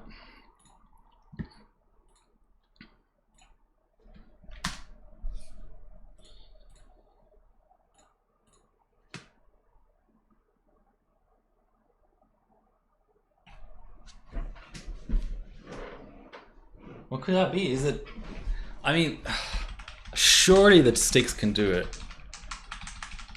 Is the IMC really that bad? That I just flat out won't do 7, like 6, 10, 6.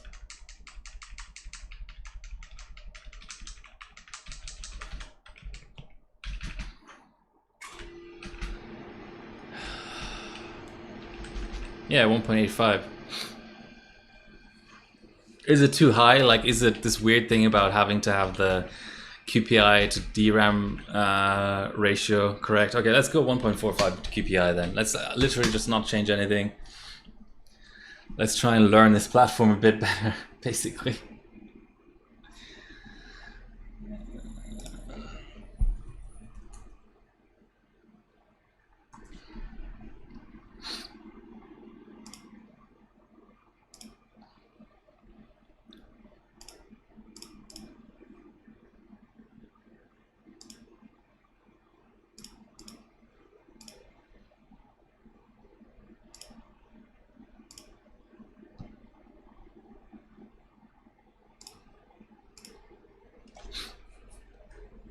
Okay. Yeah, I'm just not convinced this is really going to be the magic sauce, but maybe we get a later not exact because of the higher QPI. Set FSB.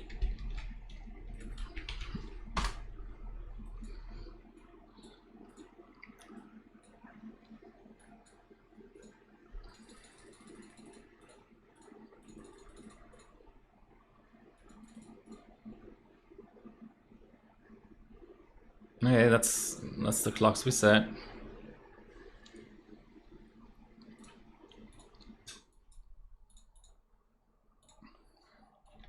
Now, did I set affinity and priority? No, I did not.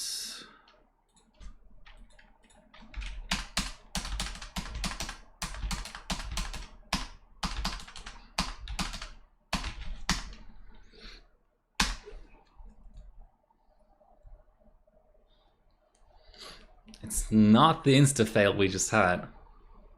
So there may be something to... Oof. Is it a... It's a high... Oh, it's even worse. Okay. Okay.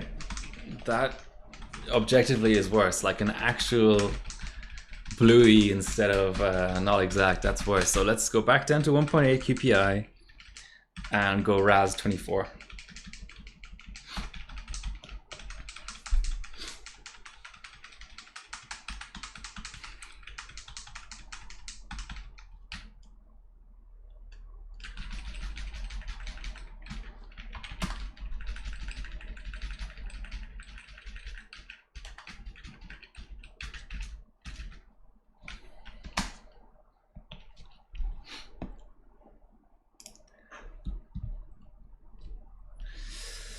Let's go Mets.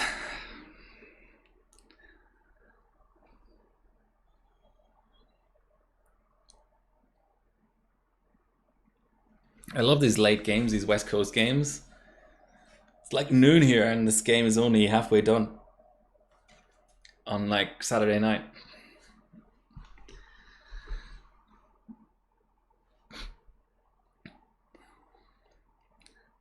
I don't know if going 21 to 24 RAS will be enough to make the entire run pass, but I'd be disappointed if it didn't at least result in the not exact coming later in the run. That's kind of my expectation, but You know, I've been disappointed before and I'll be disappointed again many times. It's part of this hobby.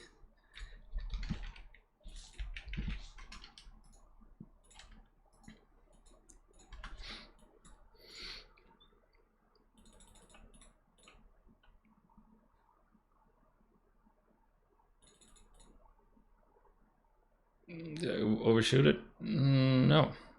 I think I'm one tick over. Yeah, 138 exact and 1056 or so.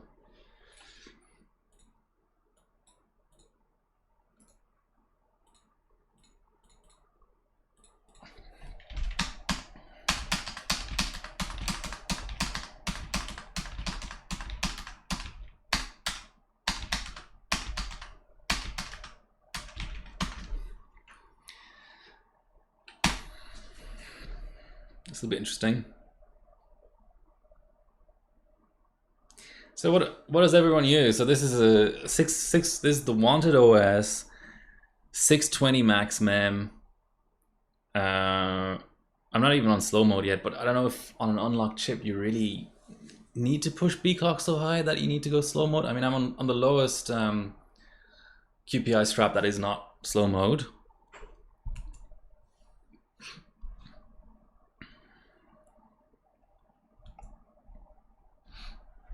Well, we're getting loops. Loops are always good.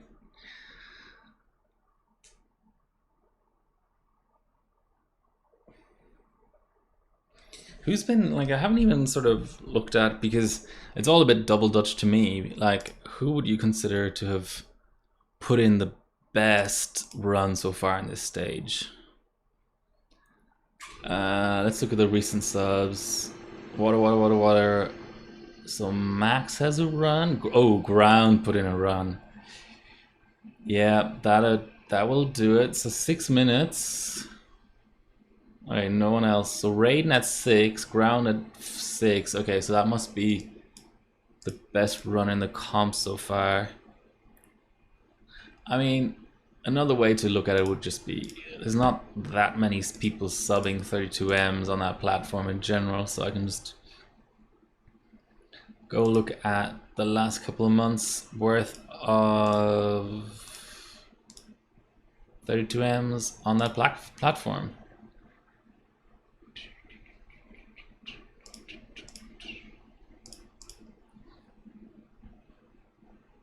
Oh, okay, Tag. Tag and Ground. It's between Tag and Ground, but Ground probably more efficient. Let's take a look. Okay, so Tag managed 2200. Oh, sorry, this is Ground. 2200, 5-1 Encore, 676, 2060. Yeah, those. It's almost like the Raz and RFC are gonna hurt me more on PSC than. Ooh, bases loaded. 2 outs though. Come on, Mets. 2-0 on the count. Okay, so this is impressive for what it is.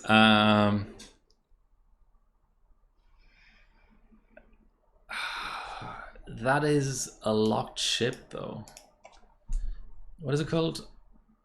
An X5680 ARC. Grand Slam. The Mets just hit a Grand Slam. A 2-out, top of the 4th, Grand Slam. It's gone from 1-0 to 5-0. Go Mets. Okay. Bet you didn't expect baseball commentary on this stream.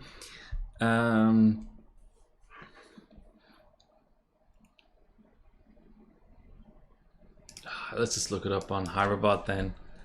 If everyone's stuck on 27X, then this is a locked chip. Let's see.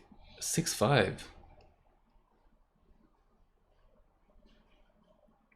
Okay, well that's hard to know now if that's a locked chip or not, but let's just assume it is. Whereas Tag is on the W? No, that's the same chip. Oh, they're both running the same chip, so we have a direct comparison. Okay, that's cool. Thanks, Yi. So we have a Rampage Black versus Rampage Black. 620 max mem. Triple channel 4-9, but pushing the core more, so maybe a trade-off was made. 5-1 versus 4-9. 67520 61T. So the same primaries, but one at 2200. So it's like, could ground have pushed the core more, but decided to optimize on-core and memory? Ooh, is 0404 the better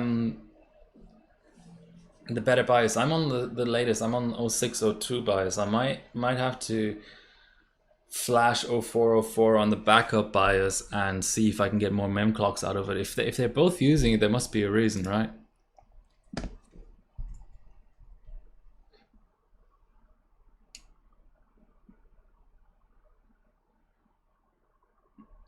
Okay, so it's actually a W5680. Okay.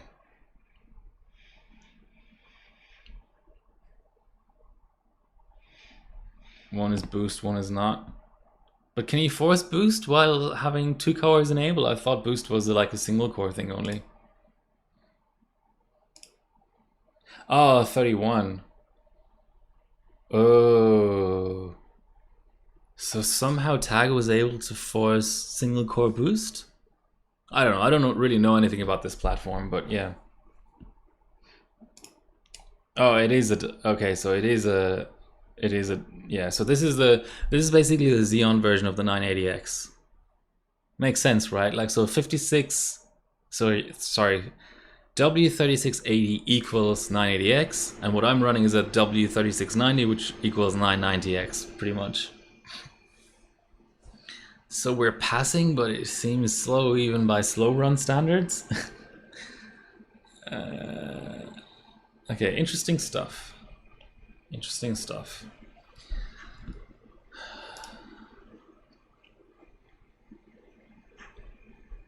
Okay. See, I switched to the main view thinking, yay, we're at loop 20, it's time to look at the run finish, but actually, we're still like a minute away. What's everyone else been benching? How's the Team Cup been going, guys? Are you happy?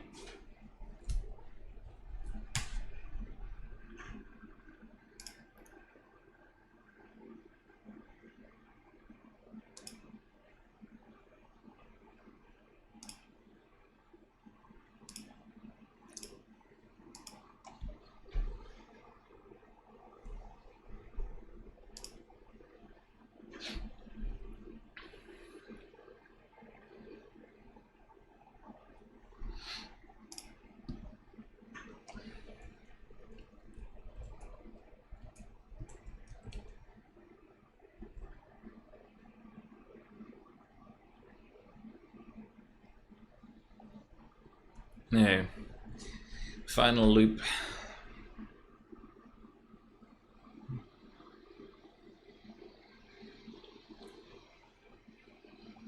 I mean, it looks horrendously slow, but I passed it, so it's a good thing. I don't know, I'll have to compare to my C7 run.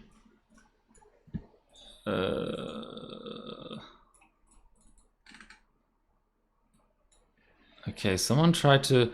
Oh, okay, so pulling in those 2 timings and loosening RAS seems to have only given me 700 milliseconds, but let's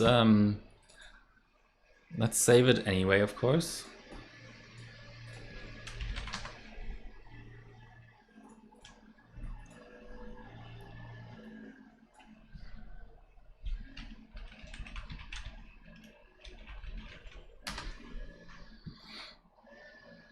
I'll try to go big and actually just pull in the middle timing to 8 and see what happens. This might be a bit adventurous, but let's see.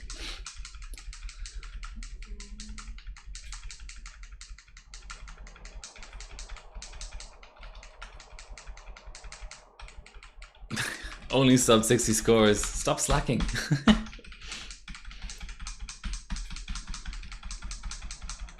What's with these multiple reposts? This should be a safe profile board. What are you doing?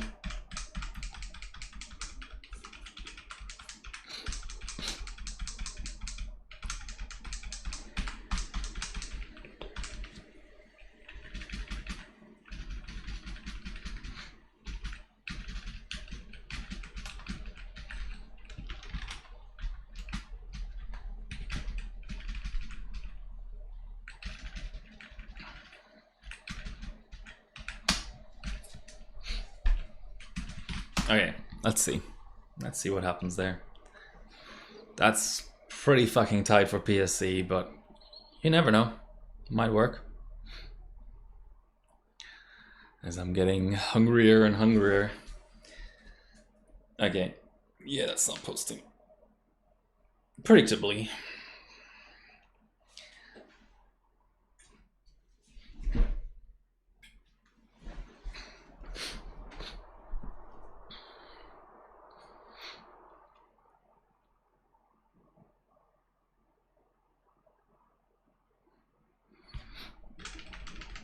Okay, but the RAS 24 was a good tip. That seems to be where it's at with my current setup. I need to stick with RAS 24.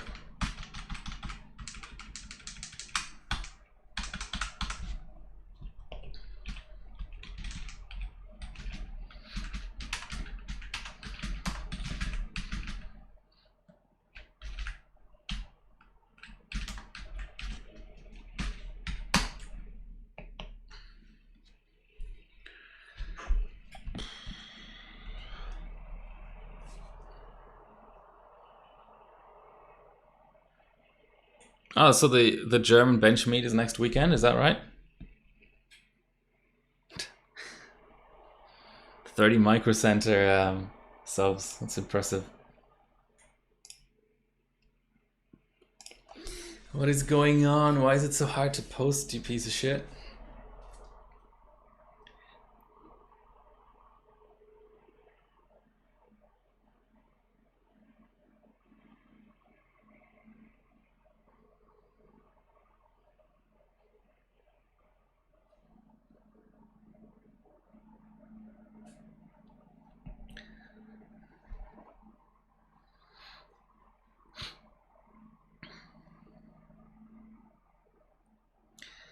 Okay. I would like to... I think I have RFC at 88 from memory. I would like to pull that in. But let's make sure 696 is good. Yeah, 88, that's pretty loose.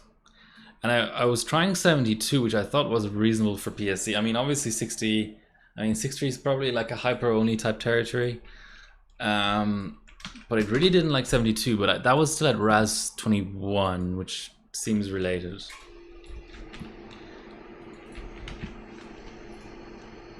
I need to open setfsb. I do have... What am I talking about? setfsb is open.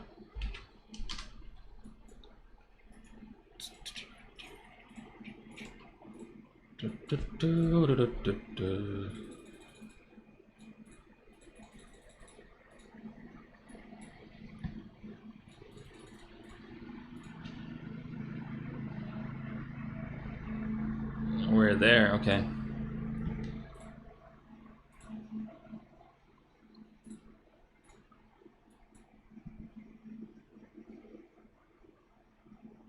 Okay.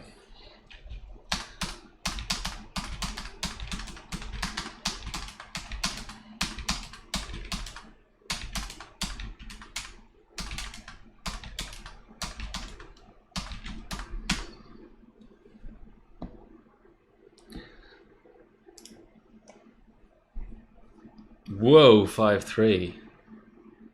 Okay, it'll probably speed up. I think that's a bad launch, but I mean, I'm not wazzing or anything, so I shouldn't really care. I just want to see it pass, and with the middle timing pulled in, it should still have a quicker finish overall.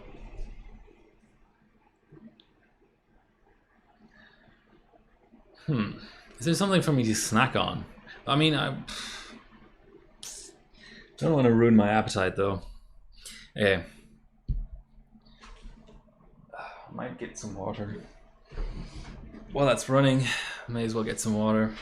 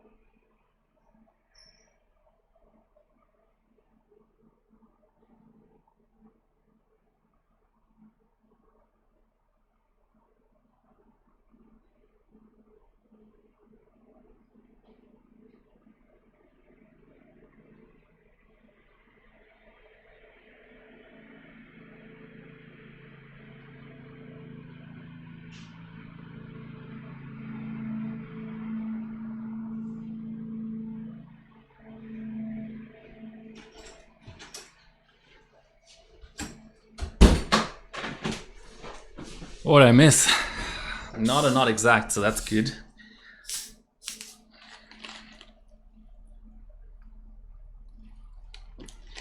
Ah, yes, sparkling water. The best drink ever. Mets still up 5-0. Top of the fifth, 2 outs, no one on, but that's fine. You don't really need to add to the lead when you're up 5-0.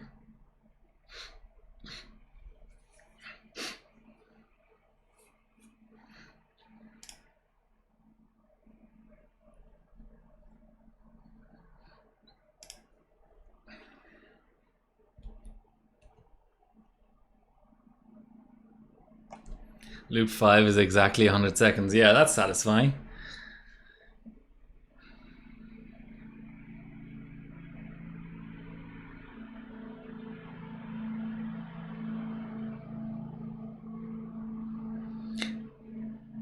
Yeah, it's still 1.85 volts. Impressive kit. I mean, like 2100 6996 is I don't know. I've used Pi's. Like way back, I used Corsa Dominator, like version 7.1, 2898 or whatever the bin is, and those were only very average. But I've had good Pi's for so long that I don't. It's just normal to me. It doesn't impress me anymore what they do, but I guess it is good. Like maybe triple channel makes it all harder. I don't know. TRCD scales negatively with voltage, and that bin really should only need about 1.7. TRCD, is that the middle timing? Yeah, it's the middle timing.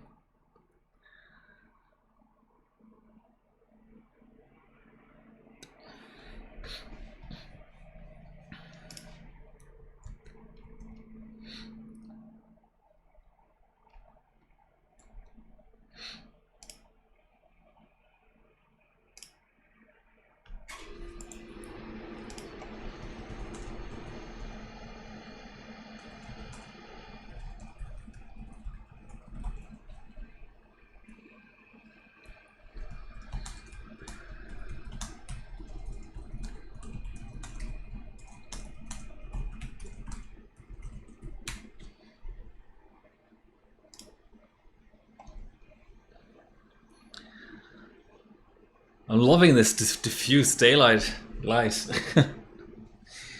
It's pretty cool, but not every day is cloudy as this.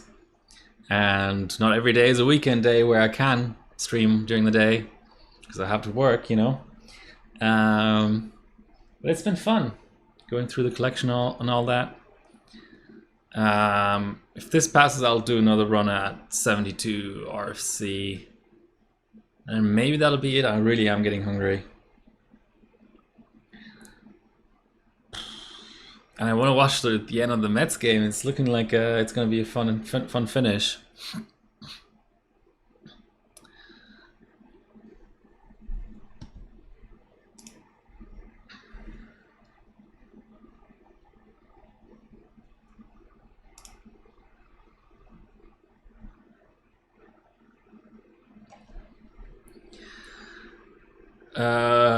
What else is even? What can I think? So off stream, I mean, I can put so much more work into more of the memory timings and things. I can still, I don't know, maybe Quick Mew or someone can tell me, like, is this just a bad encore? Like, I tried up to 1.45 QPI, but I don't really want to degrade a chip just trying to push out 4G encore. I've had boots of 4G, but I haven't had anything close to a 4G pass. Like 3.85 and 3.9 are like, I can kind of maybe get those to pass on a good day. But 4 just seems like a total stretch. Is there something else I'm missing? Like, I'm already at like 200. I guess I could try low B clock, high strap. Maybe the chip just doesn't like those particular straps.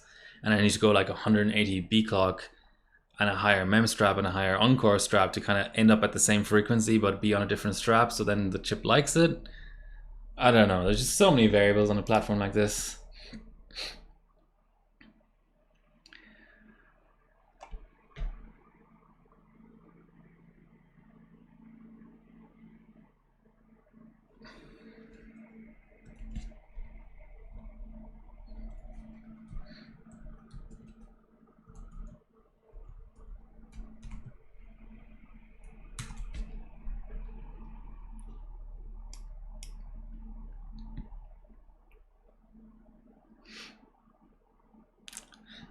Number 22. Looks like another pass. Number 23.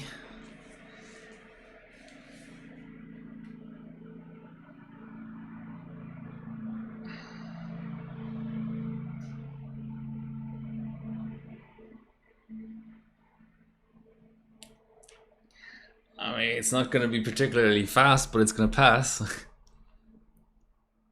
Famous last words, I know. A lot of fails are on loop 24, actually. Let's do it. Slower. Okay, I just had a fucked up start, but it's slower.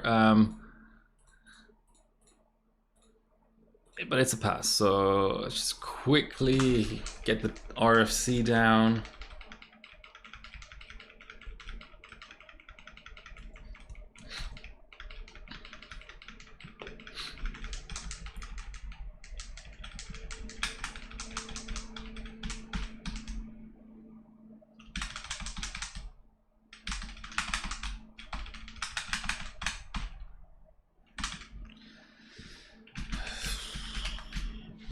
Whoop. Random hang.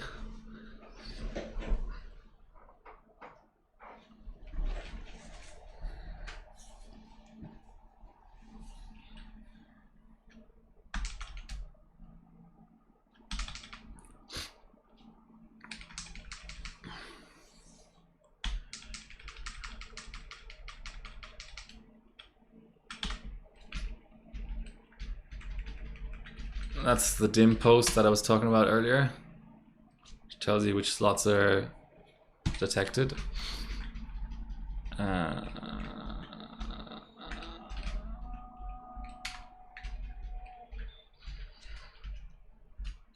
Okay, let's see.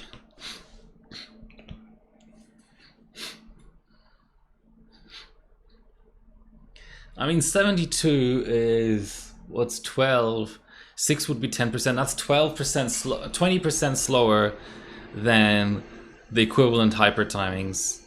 I feel like 72 should be safe. And it's looking like a boot at least, but you know, that may not mean very much.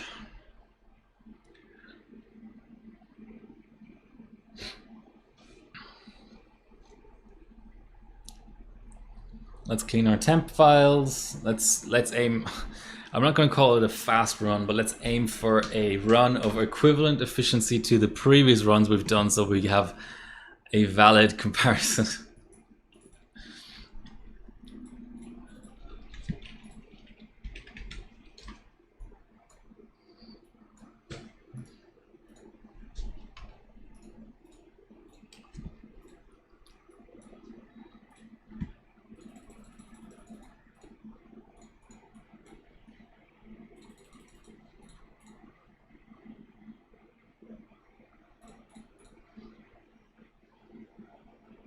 Okay.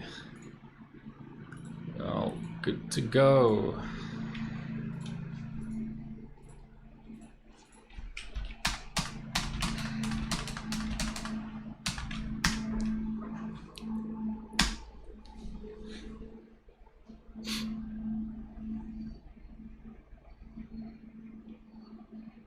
Well, we're not in the 5.3s at least, so that's a good start.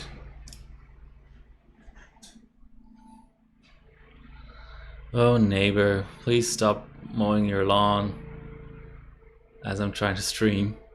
Oh, okay, low 22s. Okay, so we're seeing things happen now.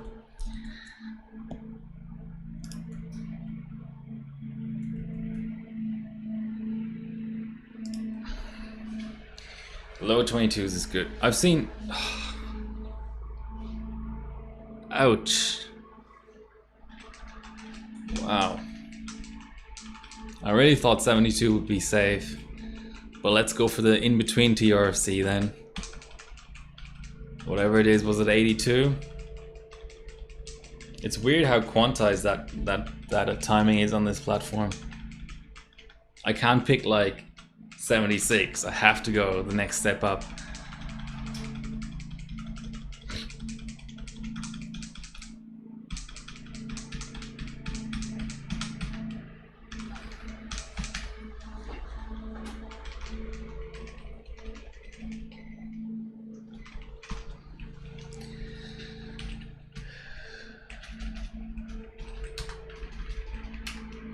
$82. So only 6 better than where I was. Okay, but let's. It's something. I just want to move away from. I think 96 was the auto timing. I just want to move away from autos on every timing, and just even if it's loose, it's fine. I want to be able to continue to do 2100. Well, 2112 or whatever it is, and just tighten everything down. Still 5-0.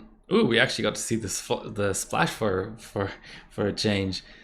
5-0. Bottom of the 5th. 2 on for the Padres. 1 out. Ooh, what's that? That's a weird. It's a really weird hang there. Hopefully, just a random one.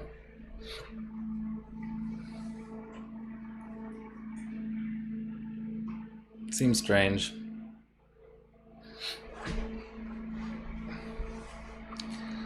Base hit. 2 were on. Now its bases loaded. Still 1 out.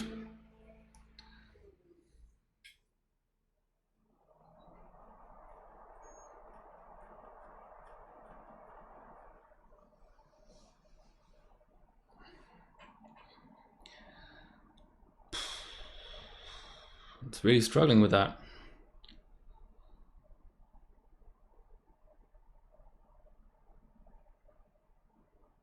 It's not really something I'm familiar with. Failing to get RFC to tighten on PSC, it's like a timing that I don't even think about.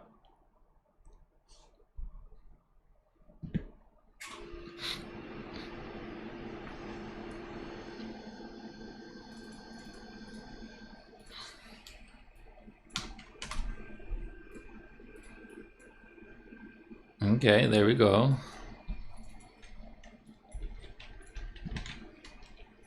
Ugh.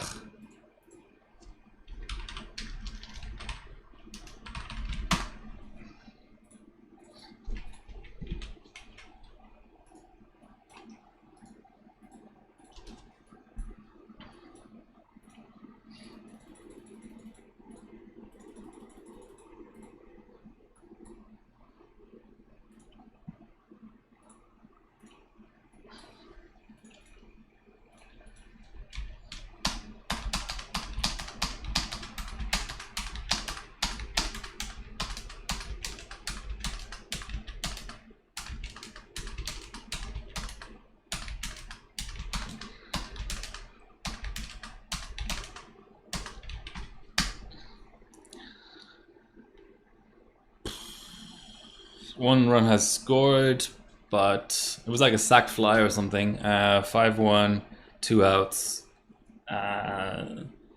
Runners on third and second. Second and third is how you put that. About where? Ooh, that's slow. Slow in it, but as long as loop 1 is okay, then we should be good. About where did the last one? The last one was like pre-loop 10, right? Like, it was like a pretty early fail, not an immediate fail, but a pretty early fail. 22-2. Whoa, it's really slow. I mean, yeah, whatever. We'll let it finish anyway, if it finishes.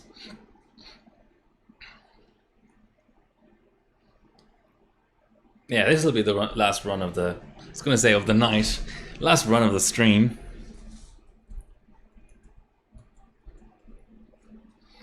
Going to bed, like, it's like 3 a.m. in Europe. I'm surprised you're still up, Quick Mew, but thanks for coming to the stream and thanks for your help. Have a good sleep. Max 7, 11, 7, 8, 12, 8. Yeah, I'll for sure try it. I should go 8, 12, 8, 1.7 VDIM, like just totally loosen everything out and see what just the max frequency is there.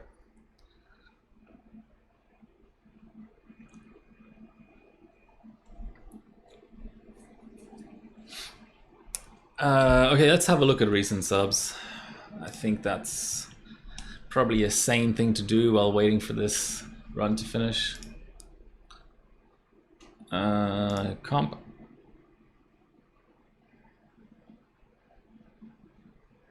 Ooh, Max is having a rough time with the pie fast. 16. What the? There's something really weird going on here. 16 at 5.6. That seems super slow. No disrespect to him, but see if you can spot something. Okay, forced into PSC, so that's already an issue. 3.6 seems low for Encore, right? Oh, UD3P.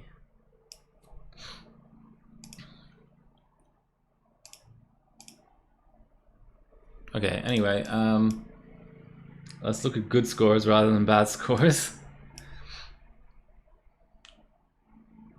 Here's the aforementioned 30 microcenter subs.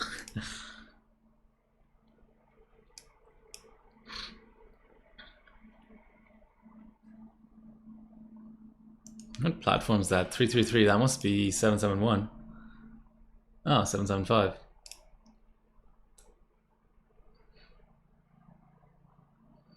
$13.2 on the 3000G. Ah, nice, second best score by Zombie on SS. That's a good one. Let's see how good his IMC was.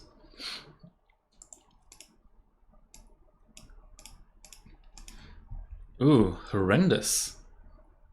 Whoa. It's all in the OS then.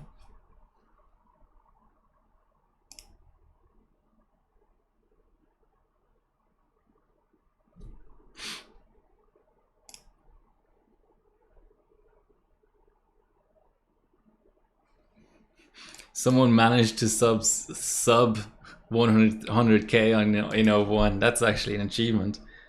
Oh, it's on Ivy. Okay. Is it at least XP? Or is it just a total random sub? Whoa. Ivy Bridge 01 on win 10. That's pretty dank. If the intention was to sub a dank score, then that's certainly achieved. Oh look, Yoss is benching. Okay, what about non-comp scores? 317, 016. So we seem to the run does seem to have kind of caught up with itself. Salty with a 7-zip.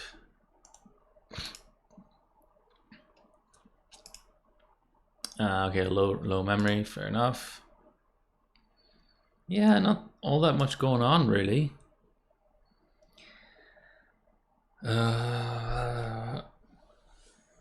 Top of the 6th, 2 out, no one on, still 5-1.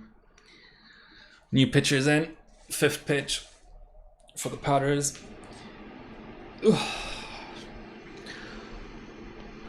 I need a nap.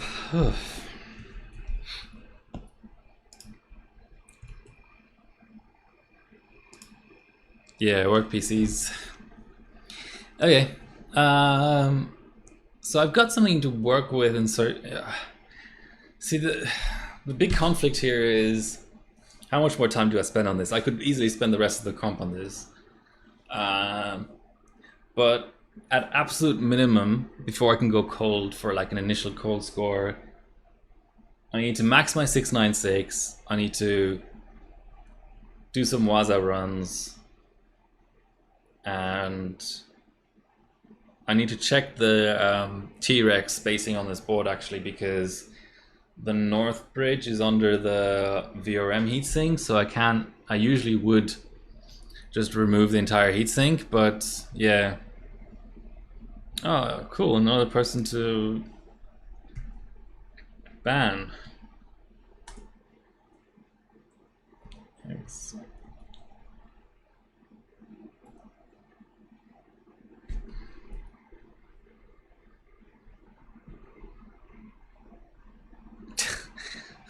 Nice spam, yeah. Exhaust. Beat clock aim 3. Just use a Thuban and drop all the multis as far as they'll drop.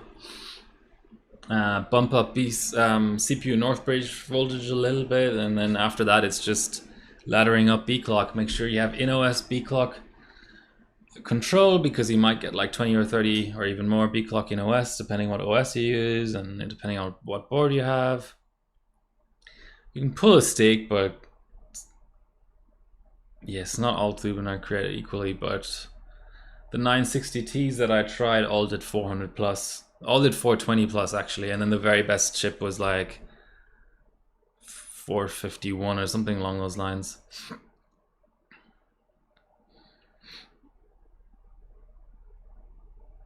Is this gonna be faster?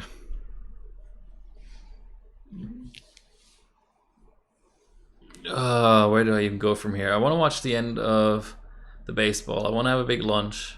Might have to have a siesta after lunch, the way my my sleep deprivation's going.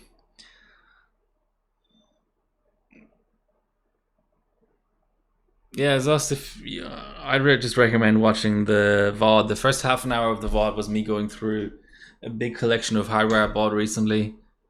So maybe the X58 benching isn't the most riveting thing in the world, but I'd watch back the VOD the first half an hour or so, if I were you.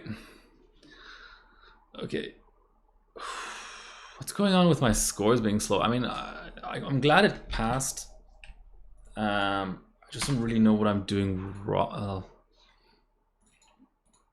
Yeah, let me save it.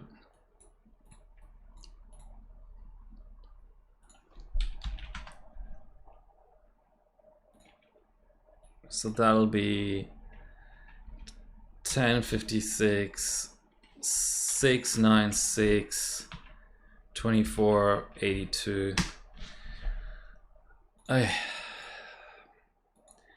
That'll do it.